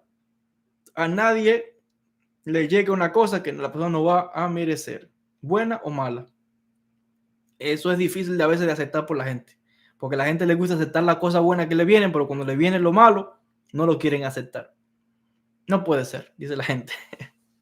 A mí no me puede pasar esto, porque yo soy fiel, porque yo le sirvo a Dios, porque yo rezo todos los días. A mí no me puede pasar esto. Pero ¿quién dice eso? Pero eso hay que ver el ejemplo de Job, siempre lo digo. ¿Qué garantía es esa de que, quién dice que si en esta vida a todo el mundo le viene lo bueno y lo malo, quién dice que a usted no? No, si yo soy siervo de Dios, yo quiero a Dios. Está bien, ¿y qué tiene que ver eso? Aquí vinimos a trabajar. Eso que la gente cree que es malo, eso es lo que hay que trabajar, eso es lo que hay que rectificar. Y en la antigüedad, ¿qué había? ¿Cómo se rectificaba? Con los sacrificios, con la ofrenda, con lo que había que hacer en el templo para resolver la situación que la persona tuviese. Entonces, en general, como que no se puede cambiar ese destino, porque aquí todo el mundo tiene su destino trazado, pero no dice que, y por eso puedo decir, en general, no estamos diciendo que es imposible, porque si Dios quiere poner su mano, lo cambia. Pero ahí también hay otro secreto. A veces creemos que Dios está cambiando el destino y no es así. Eso que usted cree que se cambió el destino, que había un decreto de muerte por una persona, por ejemplo, un accidente, se iba a matar a una persona y tuvo un sueño y le dijeron en el sueño, no vaya que vas a tener un accidente. Y la persona hizo caso y se salvó. Y cree que le cambiaron el destino porque le avisaron en un sueño. No, señores. También eso estaba en su destino escrito, de que le iban a avisar para que no fuese. O que estaba alguien enfermo de muerte, le hicieron un rezo, hicieron algo y la persona se salvó. Y la gente cree, ay, le cambiaron el destino. No, también la curación estaba, pero la muerte también estaba, porque si no le hacen el rezo, se va a morir. Pero si se lo hacen, se salva. Entonces las dos están. Y eso es lo que la gente muchas veces no entiende. Lo bueno y lo malo también está. Depende si hace caso al consejo para que lo salven o para que se salve. No hace caso. Bueno, cada cual sigue su camino. Pero las dos están, dice la Biblia, pongo la vida y pongo la muerte. Las dos te las pongo. El que hace caso, hiciste el rezo, hiciste el ayuno, hiciste lo que tuviste que hacer para resolver esa situación, te salvaste. No hiciste caso. Bueno, pero las dos están. Entonces, aunque creemos en el fondo de que no se puede, de que sí se cambia el destino, un secreto más profundo dice que todo ya estaba ahí. Fíjense que yo ahorita dije que el destino se puede cambiar y ahora dice aquí que no se puede, pero en el fondo depende del nivel al cual estemos hablando. En un nivel, yo voy a decirle al estudiante, no se puede cambiar. En un nivel más avanzado de cábala te puedo decir si se puede cambiar. Porque realmente depende de qué nivel estemos hablando. Y en el fondo, las dos están presentes. Las dos están presentes, como dice el texto bíblico, el Deuteronomio. Pongo delante de ti, ¿qué cosa? La vida y la muerte. El que escucha consejo, el que hizo la ofrenda, el que hizo el sacrificio, el que hizo el rezo, el que hizo el ayuno, se salvó. El que no hizo caso, bueno, pues las dos están ahí. Ese es un gran secreto también que hay que entender.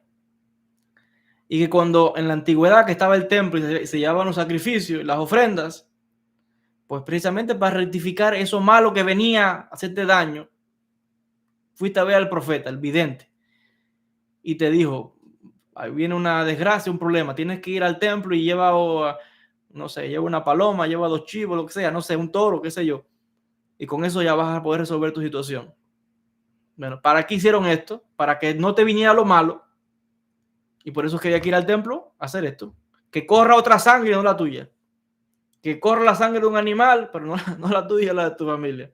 Por eso es que se hacía todo esto. Hoy no hay templo, y ahí se hacen otras cosas que sustituyen técnicamente hasta cierto límite esto, hasta que se haga nuevamente el templo, que ya vuelvo a decir, se están haciendo sacrificios en Israel. Lo que eso no se habla públicamente, pero se están haciendo. Aparte que hay otro secreto más, que la mayoría de los rabinos no lo hablan y muchos ni lo saben tampoco. Si no tiene conocimiento profundo tampoco lo sabe, porque esto se ha ocultado para que la gente no lo sepa, porque complica la situación. Y es que realmente no hace falta templo para hacer sacrificios ahora. Y eso lo explica el Rambam Maimónides.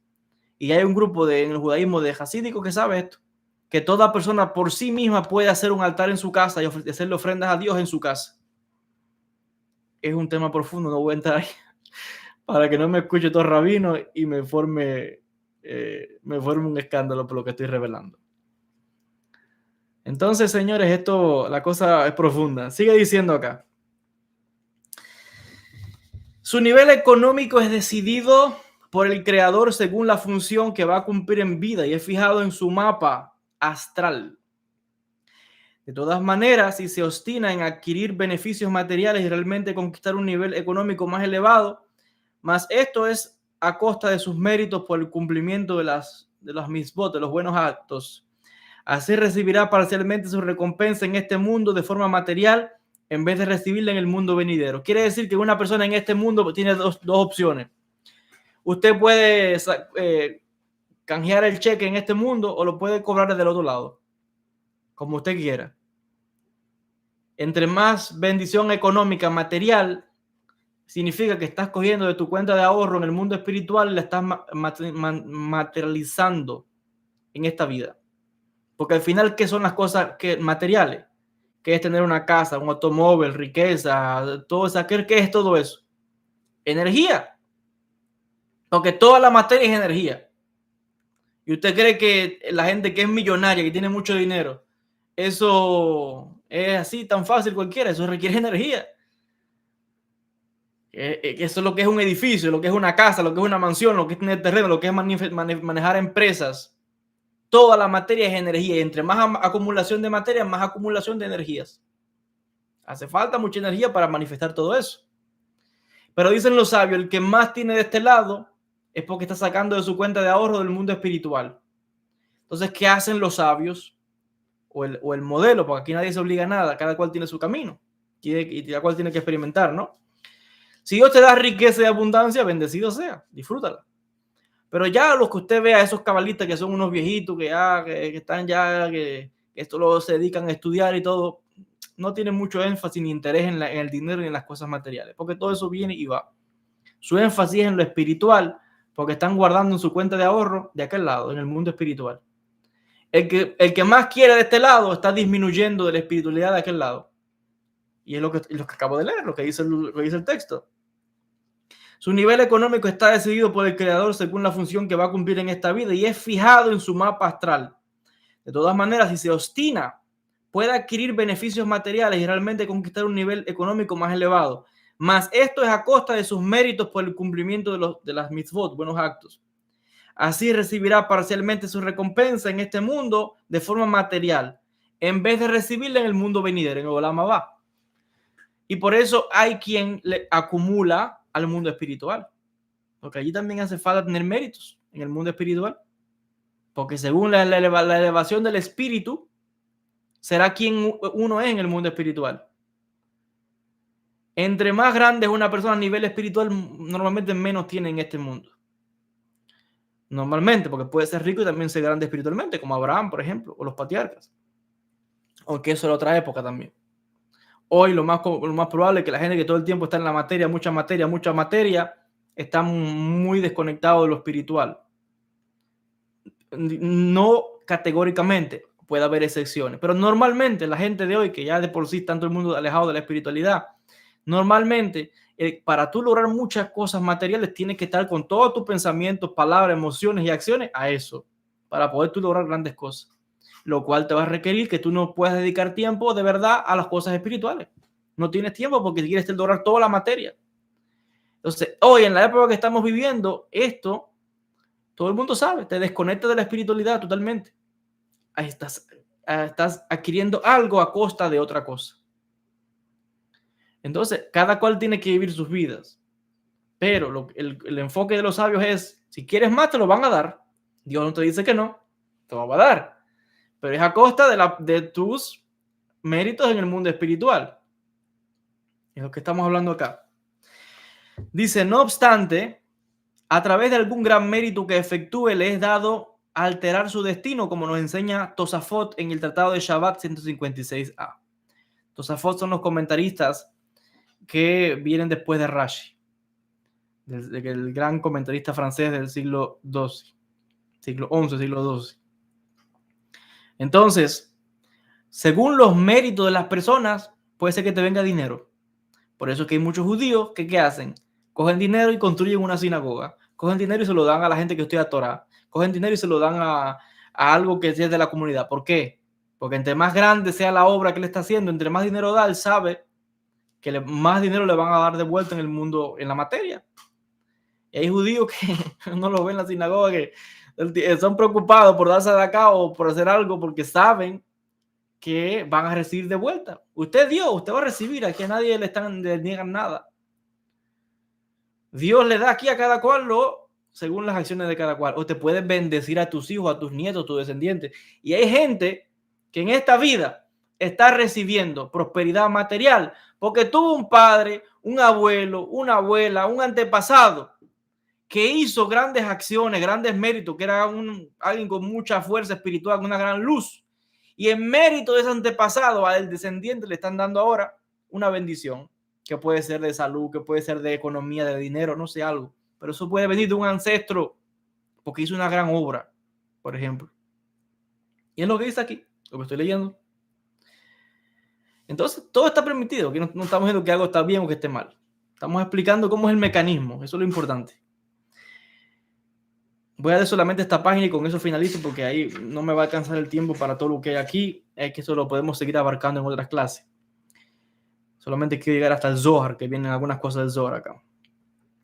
En ciertas situaciones el destino permanece inalterado a despecho de sus importantes méritos, como está escrito en el Tratado de Ta'anit 25a, acerca de Rabí Elazar ben Pedat. A pesar de su notoria obra, no consiguió cambiar su mala suerte. También eso puede pasar. Veces que ya está escrito eso y eso, la persona tiene que pasar por esa situación Porque a través de eso, que la gente dice, ay, qué malo que me está pasando esto, a través de esa acción la persona está expiando sus transgresiones, sus errores, sus desequilibrios de otras vidas. Entonces viene y está pasando un sufrimiento, una situación, una desgracia, porque a través de eso se está purificando y tiene que pasarlo sí o sí.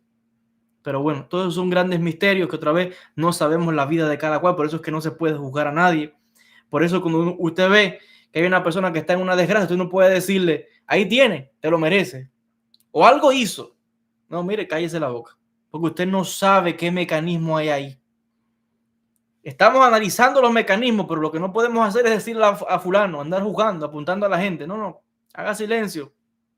Como dice el refrán. Si usted ve la barba de su vecino arder, ponga la suya en remojo, ponga la suya en agua. ¿Qué quiere decir esto? No te burles, porque puede ser que tú seas el próximo. Puede ser que tú seas el próximo. Así que aquí cada cual en su vida, la gente pasa en la vida lo que tenga que pasar y solo Dios sabe los mecanismos, a no ser que se profundice, tú lo reveles, no lo sé. Pero el punto es no andar burlándose ni juzgando a nadie, porque aquí todos nos están probando. Eso es clave. Relata el Zohar, la obra clave de la Kabbalah, dice el Zohar en el Tikkun 69, página 100b, que si bien Rabí Elazar ben Pedaz fue un justo íntegro, siendo que había sido enviado a este mundo para corregir una transgresión que había cometido en otra reencarnación, lo que yo les decía, le fueron decretadas malas condiciones de vida. Era este el único modo para corregir su alma, lo que yo acabo de explicarle. Hay veces que vienen situaciones y la gente, como dice el refrán, usted lo ve pasando una dificultad grande, pero es porque esa persona está expiando algo que hizo en una vida anterior. Y hay veces que no se puede hacer nada por esa persona. No se puede. Ya yo he contado muchas veces eso, que a veces habían casos de gente que iba a ver al Baba Sali que tantos milagros hacía, que levantaba hasta la gente de silla de ruedas, que curaba de todo, enfermedades, mujeres que no podían parir con solamente una bendición, las mujeres quedaban embarazadas, gente con enfermedades terminales, con una bendición, ya, con una botella de agua, porque él curaba con agua. Bendecía el agua, te daba la botella, te tomabas esa agua, te lavabas el rostro o algo, ya, te curaba. Gente paralítica, con una bendición, te decía, párate ahí mismo, ya, sin hacer más nada, una bendición. Pero habían casos que venían al Baba Sali y él decía, nada más de llegar, te decía, no puedo hacer nada por ti. Porque si yo me interpongo a hacer algo, el que pierde la vida soy yo. Una vida por la otra, un muerto por otro. Hay casos que no se pueden cambiar. Cuando Dios dice no, olvídese, no es no. Hay que buscar, hay que intentar, hay que ver qué se hace, pero hay casos que no se puede hacer nada. Y si usted se mete, le puede costar la vida. Y eso también hay que entenderlo. Pero muchas veces hay que saber que todo al final lo que sucede es para bien, porque como decimos, como estamos explicando acá, en el caso de este rabino no se podía cambiar su mazal. Era una buena persona, Rabí Elazar ben Pedat, un hombre justo, en vida hacía todo lo correcto, pero tenía una suerte mala. ¿Por qué? Porque en otra vida anterior hizo cosas que no debía, hubo grandes desequilibrios y ahora estaba de alguna manera pagando, de alguna manera, vamos a decir, o yo diría mejor equilibrando. Tenemos que corregir ese vocabulario de decir esto es malo, aquel, no. Está equilibrando, vamos a decir, la balanza. Y tiene que pasar por una especie de castigo, entre comillas. Yo diría más bien equilibrando ese karma, para que usted me entienda mejor.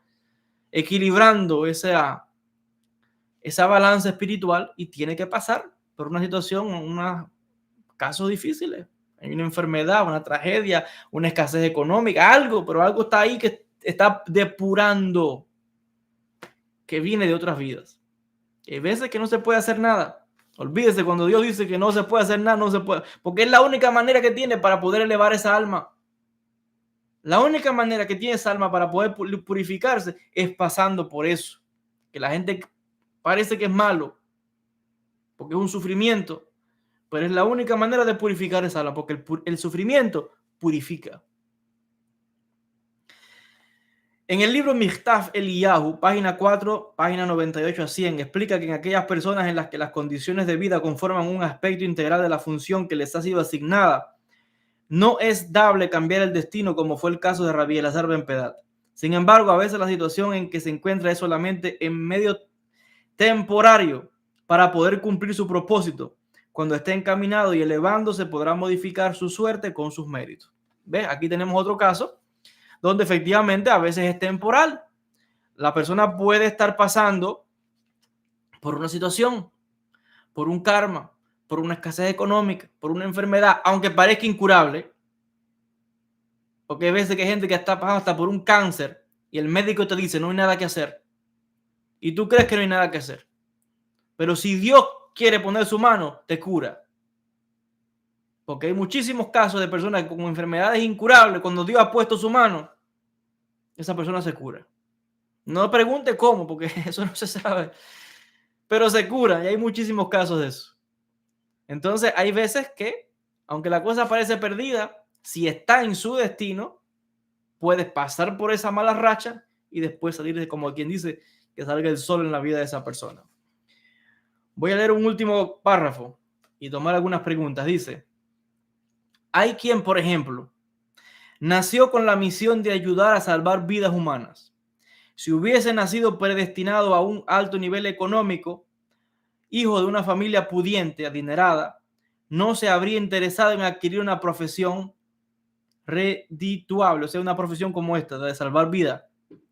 Pero Dios decretó que nazca con mala suerte, con mal mazal, con mala suerte económica, con mala economía, pobre, por ejemplo, y con una inclinación en el área de la medicina, por ejemplo. Como obligado por las circunstancias, se ve inducido a estudiar medicina. Al comenzar a atender a sus pacientes, se convierte en un enviado de Dios para salvar la vida de la gente, cumpliendo así con su función. Una vez estando encaminado en su función, puede ya modificar su suerte a través de sus méritos. Quiere decir que hay gente que nace en una familia, en una condición pobre, no tienen dinero. Hay alguien en la familia, un padre, una madre, alguien muy querido, se enfermó, cogió una enfermedad, se muere esa persona o tiene una enfermedad tremenda. Y el hijo, por salvar a la madre o al padre o a un hijo, a alguien, un hermano, decide estudiar medicina. Porque alguien en su familia se murió de una enfermedad. Aquí quiere estudiar medicina para buscar la cura para ayudar a esa gente. Y estudió, se hizo médico y se hizo un gran médico. Y ahora, como médico, puede curar a muchas otras personas y su suerte cambia. Pero las condiciones en las que nació lo obligaron, por lo que él vivió o lo que ella vivió, a poder vivir a pasar ese sufrimiento. Se le murió la madre, se le murió un hermano, se le murió un hijo, no lo sé. Y eso obliga a mucha gente por ejemplo, en este caso, a hacerse médico, porque quiere buscar la cura para eso. ¿Por qué? Porque sufrió la muerte de un familiar y eso lo empujó, no tuvo otra opción que coger ese camino. Ahora, eso está predeterminado. Y está predeterminado ese caso, que se le muriera así un ser querido. Y fue tan grande ese golpe que lo está llevando a él o a ella a estudiar la medicina para buscar la cura. Pero si no hubiera pasado esa tragedia, eso que parece malo, esa persona no hubiera cumplido su misión porque Dios lo mandó a que fuera médico. Claro, vivirlo es la parte difícil. Y el que no tiene este nivel de conciencia es el que más sufre. Ay, qué injusta es la vida. Ay, que esto, señores, aquí hay un mecanismo para que Dios pone todas las cosas de tal manera que el que viene con una misión, la vida, las circunstancias te acorralan de tal manera que usted no se puede escapar. Porque usted va a ser médico porque esa es su misión. Y el que tiene otra misión es otra. Pero te ponen una circunstancia que no te queda otra que coger ese camino si tu tarea es salvar vida y buscar esa cura a esa situación o ayudar a cientos de miles de personas más. Pero tuvo que pasar eso. Una tragedia, una enfermedad, algo para que él cogiera ese camino que era su destino. Pero Dios te pone en una circunstancia que no te queda más camino de ese. Y ahora, salvando vida como médico, curando, ayudando a dos pacientes, usted está cogiendo méritos. Porque entre más ayudes a la gente, más mérito estás cogiendo, estás depurando. Y ahora tu suerte cambia. Y viene bendición. Porque estás curando y ayudando a otras personas. Ese es un ejemplo para que vean cómo el masal, cómo las circunstancias de la vida te obligan a algo. Y de esto aprendemos algo muy importante. Y es el error que cometen la gente que entra en el mundo espiritual, que piensan que el destino de la vida, que mucha gente viene y me pregunta, ¿y cuál es mi destino de vida? Y piensan que es solamente ser espiritual. Y piensan que es solamente querer coger poder y curar y sanar y hacer y ver espíritus. ¿Quién dijo eso? El destino puede ser médico, ser abogado, ser ingeniero, ser zapatero, ser panadero. Eso no importa. El destino es diferente para cada persona. Mientras usted esté ahí, lo está disfrutando y usted está haciendo el bien a otras personas, ese es su destino. No todo el mundo tiene que ser ni rabino, ni cabalista, ni tiene que andar viendo nada de esas cosas. El que nació para ser maestro espiritual, eso está con la persona y eso viene del interior. Eso no es una cosa que se puede fingir. Eso no es una cosa que así porque así yo quiero. Eso tiene que nacer con la persona, que desde niño muchas veces ya la persona que es un niño sabe y tiene la vocación de que ese va a ser un maestro espiritual. Desde niño se manifiestan dones, capacidades, porque la vocación está marcada. Igual que hay gente que desde niño está marcado que va a ser médico. Y hay quien está marcado desde niño que va a ser artista, pintor, le gusta pintar. El niño coge y empieza a enmarañar las paredes y hace dibujitos y los padres lo quieren matar. Y que cuando sea grande va a ser pintor. Entonces, ¿qué hace el padre? Lo quiere, en vez de prohibirle que pinte la pared, cómprele unos colores y déle un papel para que pinte. No lo prohíba, porque eso es lo malo. A veces le cortan, como no saben, le cortan su camino. Lo que tiene que hacer es, para que no escriba en las paredes, pues déle un papel y déle colores para que dibuje. Ayúdelo a encaminarlo. Por eso los padres tienen que tener juicio para ver a los hijos cuál es la tendencia, dónde está el camino, qué es lo que está él manifestando. Pero aquí todo el mundo tiene su camino marcado y no todo el mundo tiene que venir a ser maestro, ni entrar a Kabbalah, ni entrar a como la gente viene y cree que todo el mundo no. Ay, yo quiero aprender esto porque yo quiero enseñar a la gente, yo quiero hacer milagros, yo quiero curar a la gente. No, a lo mejor ese no es su camino. ¿Quién ha dicho que las otras profesiones son menos que alguien porque está en el camino espiritual o tiene una tarea espiritual? Es tan importante el que tiene su tarea como maestro, como sanador o como lo que sea, como aquel que es médico, aquel que es florista, aquel que es carpintero. Porque aquí cada cual tiene su misión y su tarea para ayudar a cada cual según su posición. Para eso nació la persona. Y eso se sabe. El que nace con eso, eso no se puede fingir. Eso nace con uno. Y usted puede correr y huir. Lo van a jalar y lo van a llevar ahí, a su misión. Y ya estos son otros secretos de la Kabbalah que yo en algún momento ya lo he mencionado, que la propia Neshama de la persona se revela contra esa persona y lo agarra y le vira la vida al revés. Sus propios espíritus o su propia alma, pero sus propios espíritus le viran la vida al revés, lo pone a comer tierra, como dice el refrán, para obligar a la persona que venga ahí a servir lo que tiene que hacer. Eso se explica en la Kabbalah, porque al final la tarea de la Neshama es obligar al Ruach a que haga su tarea, y el Ruach tiene que obligar al Nefesh, y el Nefesh tiene que obligar al Guf. El Guf es el cuerpo, el Nefesh es la parte animal, los instintos, el Ruach es las emociones y la Neshama es la parte intelectual. La Neshama viene pura, perfecta, con la misión que Dios le dio, y el Ruach, que es la parte emocional, es la que no tiene un poco de control. La Neshama tiene que montar al Ruach y tiene que, como un jinete, poner freno al Ruach, a las emociones, a las tendencias de la gente. La gente tiene que aprender a dominar su carácter y enfocar esa energía, por eso se llama viento, Ruach, espíritu. La Neshama, que es intelectual, tiene que montar al espíritu y el espíritu después tiene que montar al Nefesh y los tres van a montar al cuerpo. Y esa es la manera ideal técnicamente para hacer el tikkun de todos los seres humanos. Por encima de la Neshama hay dos niveles más, Hayá y Ejidá. Son energías cosmogónicas, eso viene de Dios, se conecta directamente con el infinito, con el espacio, con el Ensof. Entonces, el que tiene que hacer tikkun es el Ruach, la parte emocional. Y la Neshama, que es pura, que es una parte de Dios, un fragmento de Dios, es la que monta al espíritu, al Ruach. Todas están encadenadas unas con otras. Y como un jinete tiene que hacerle freno para que no se vaya y la persona ande, tiene que controlar la Neshama. Pero eso no es tan sencillo, porque significa que tiene que poner ahí, hay que llevar a la persona a razonar, por eso se llama Neshama, la parte intelectual. Tiene que haber un razonamiento, un estudio, un aprendizaje para domar de alguna manera ese espíritu que si no lo sabes controlar, acaba con la vida de la persona. Y cuando la persona no está cumpliendo su mazal, su destino, la propia Neshama le vira la vida al revés a la persona y te hace un caos la vida para obligarte a que tú regreses a tu destino. Eso es uno de los grandes secretos de la Cábala. Se estudia todo esto. Tu propia alma te vira la vida al revés, o tus propios espíritus te viran la vida al revés para obligarte a que tú vayas y vuelvas a tu camino. Y la gente a veces dice, ay, que me están haciendo brujería, tengo mala suerte. No, es que tu propio espíritu, tu propia espiritualidad te está haciendo volver si te estás desviando del camino. Al final te dejan que te extrayes un poco de veces, a ver si despiertas. Lo que pasa es que la gente va por la vida dándose contra la pared. Y ni dándose contra la pared despiertan. No sé cuántos golpes más hay que dar para que la gente despierte. A veces tiene que venir una tragedia, un golpe grande, algo, un impacto grande para que la gente reaccione. A ver si por fin se coge el camino que debe coger. Pero la gente va por la vida como zombie, chocando contra todo. No tiene conciencia. Entonces, a veces te dejan para que la propia vida te ponga en tu sitio y tú reacciones. Cuando a la gente le pasa lo malo y que todo el mundo está corriendo. Ay, Dios mío, ayúdame.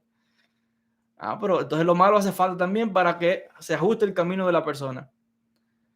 Entonces, creo que es el momento de hacer una pausa y tomar algunas preguntas de la audiencia. Queda mucho material acá por profundizar sobre el tema de la astrología, pero ustedes pueden ver que no es hablar y repetir una cosa, no, hay que profundizar. Vamos a ir y vamos a explicar cada una de las cosas.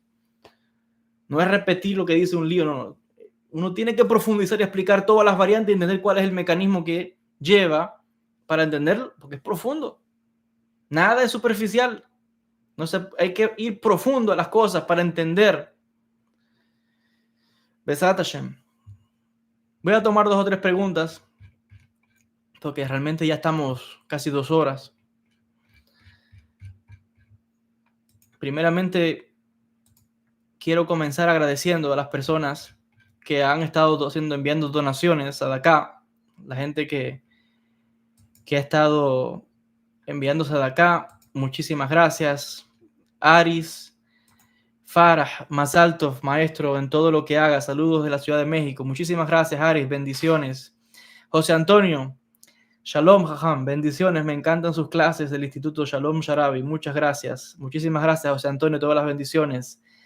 Aries nuevamente comenta que el mérito de David Amelech, el rey David, nos proteja y a todo ama Israel. Amén, ve amén. Que así sea. En Ot Milvado, comenta Aris. Así es. No hay nada fuera de él. Todo es Dios el que hace las cosas. Ami de S7UO no comenta nada, pero gracias por la donación y por la sedacá que has enviado. Todas las bendiciones para cada uno de ustedes. Besat Hashem. A ver, vamos a tomar algunas preguntas.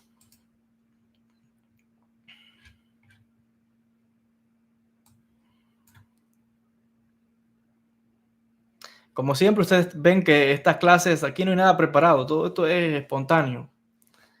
Citamos a veces algunas cosas de los libros, pero todo es espontáneo.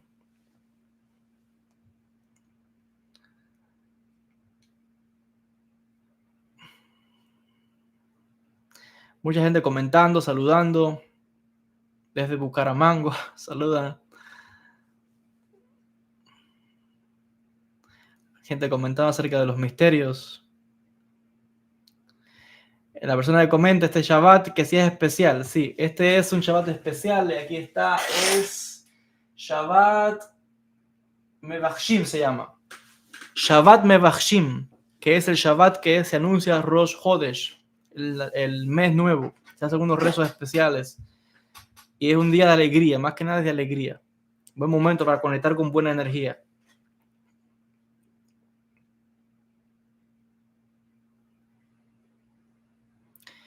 Comenta Romina, ¿Qué pasa si se reza la Ketore al alba sobre aceite de oliva?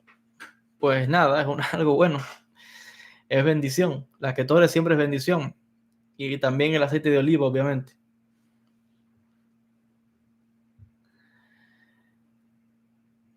Comentan por acá. Mucha gente hablando del misterio de la vida.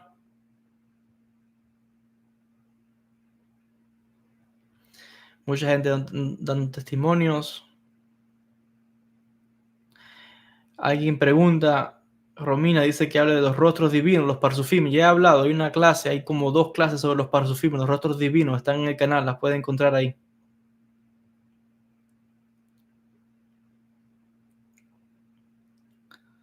Aris que comenta, el sufrimiento es necesario. Bueno, ya lo hemos explicado, lo acabo de explicar, obviamente es una forma de depuración, pero eso es un mecanismo profundo, por eso le digo, cada persona es diferente, no se puede juzgar, no se puede decir qué mecanismo hay en cada persona y por qué cierta persona pasa por cierta cosa y por qué otros no y por qué eso es. Se pueden descubrir muchas cosas, no estoy diciendo que no, pero lo que digo es que cuidado con juzgar prontamente, superficial, lo que le puede estar pasando a alguien. Eso hay que investigar a nivel espiritual a ver qué sucede.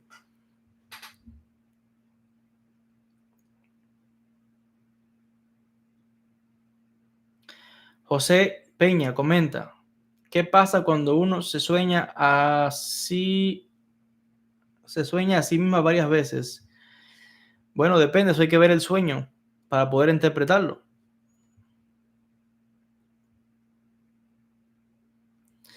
Mucha gente saludando, enviando bendiciones.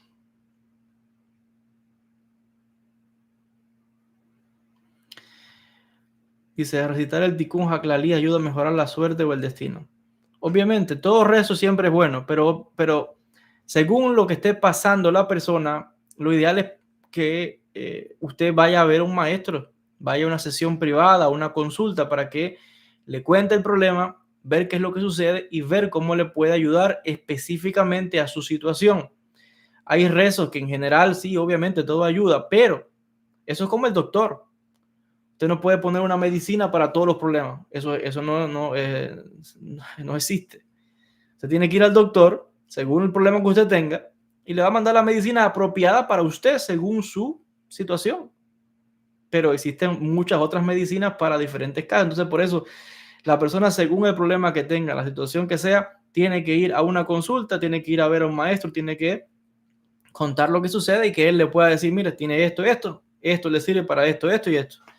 Pero no a todo el mundo es la misma situación. Por eso cada caso es diferente. Tiene que ir a una consulta para que le puedan decir y puedan ayudarle.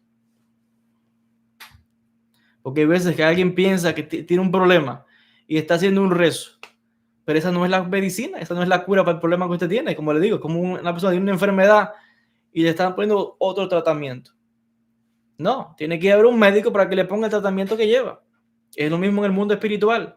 Usted no puede automedicarse a usted misma, ponerse cosas para todo. Entonces, obviamente, alguna mejoría, algo, no sé, a lo mejor empeora. Entonces, tiene que ir a la persona que sabe que le va a decir, mira, tienes esto se soluciona así, así y así. Entonces, cada situación lleva su tratamiento. Hay que hacer un diagnóstico y hay que darle la solución. Lo mismo en el mundo espiritual.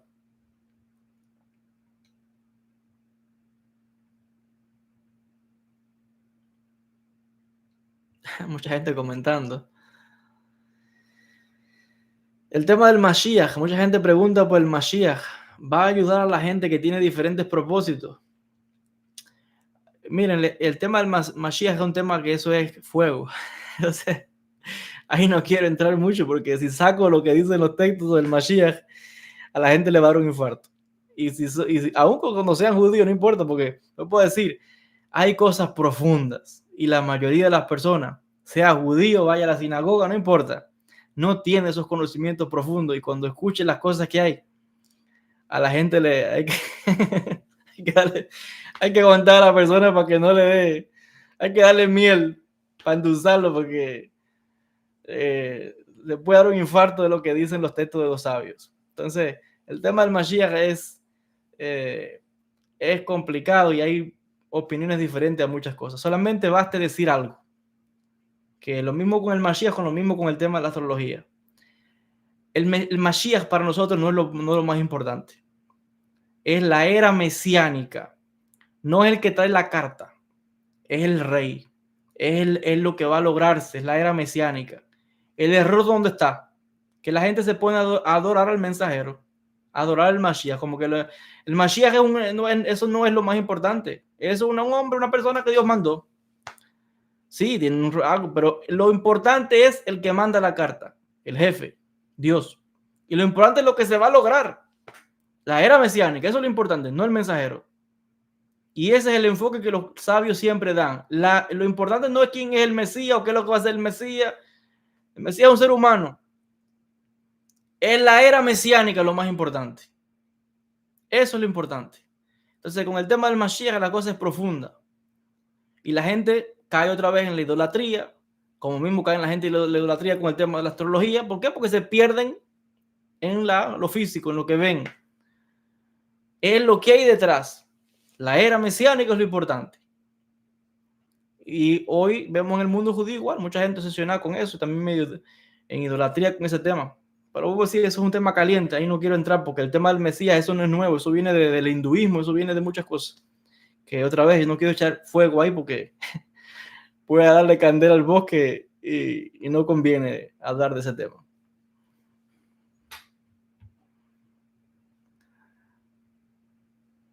Lo importante es Dios y la era mesiánica, eso es lo más importante.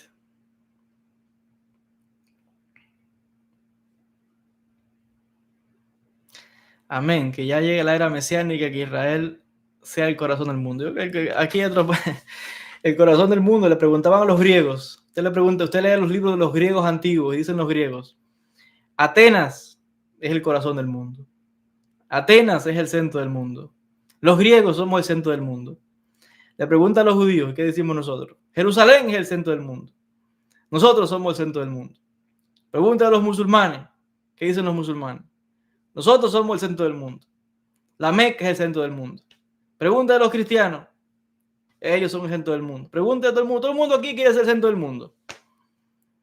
Entonces, aquí el centro de todo es Dios.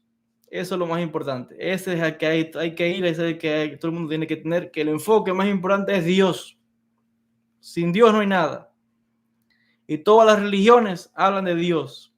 Y esa es la parte más importante que tiene que unirnos. Aquí no hay nadie más importante que nadie. Dios es lo más importante en esta vida. No hay Mesías, no hay nada. Dios es lo más importante. Ya está. La conexión, como dicen los sabios, ¿cuál es? La de Bekut, ¿con quién es? Con Dios. La conexión es con Dios. Olvídese de lo demás. Bendito sea su nombre. Quiero agradecerles a todos los que se han conectado. Llevamos ya 2 horas, así que es el momento de finalizar la transmisión. Que Hashem les bendiga mucho. Muchas bendiciones para ustedes, para su familia, deseándoles un feliz fin de semana, feliz Shabbat Shalom para todos ustedes. Que el Creador les bendiga mucho y si Dios quiere, la próxima semana vamos a continuar sobre estos temas, profundizando sobre estos materiales.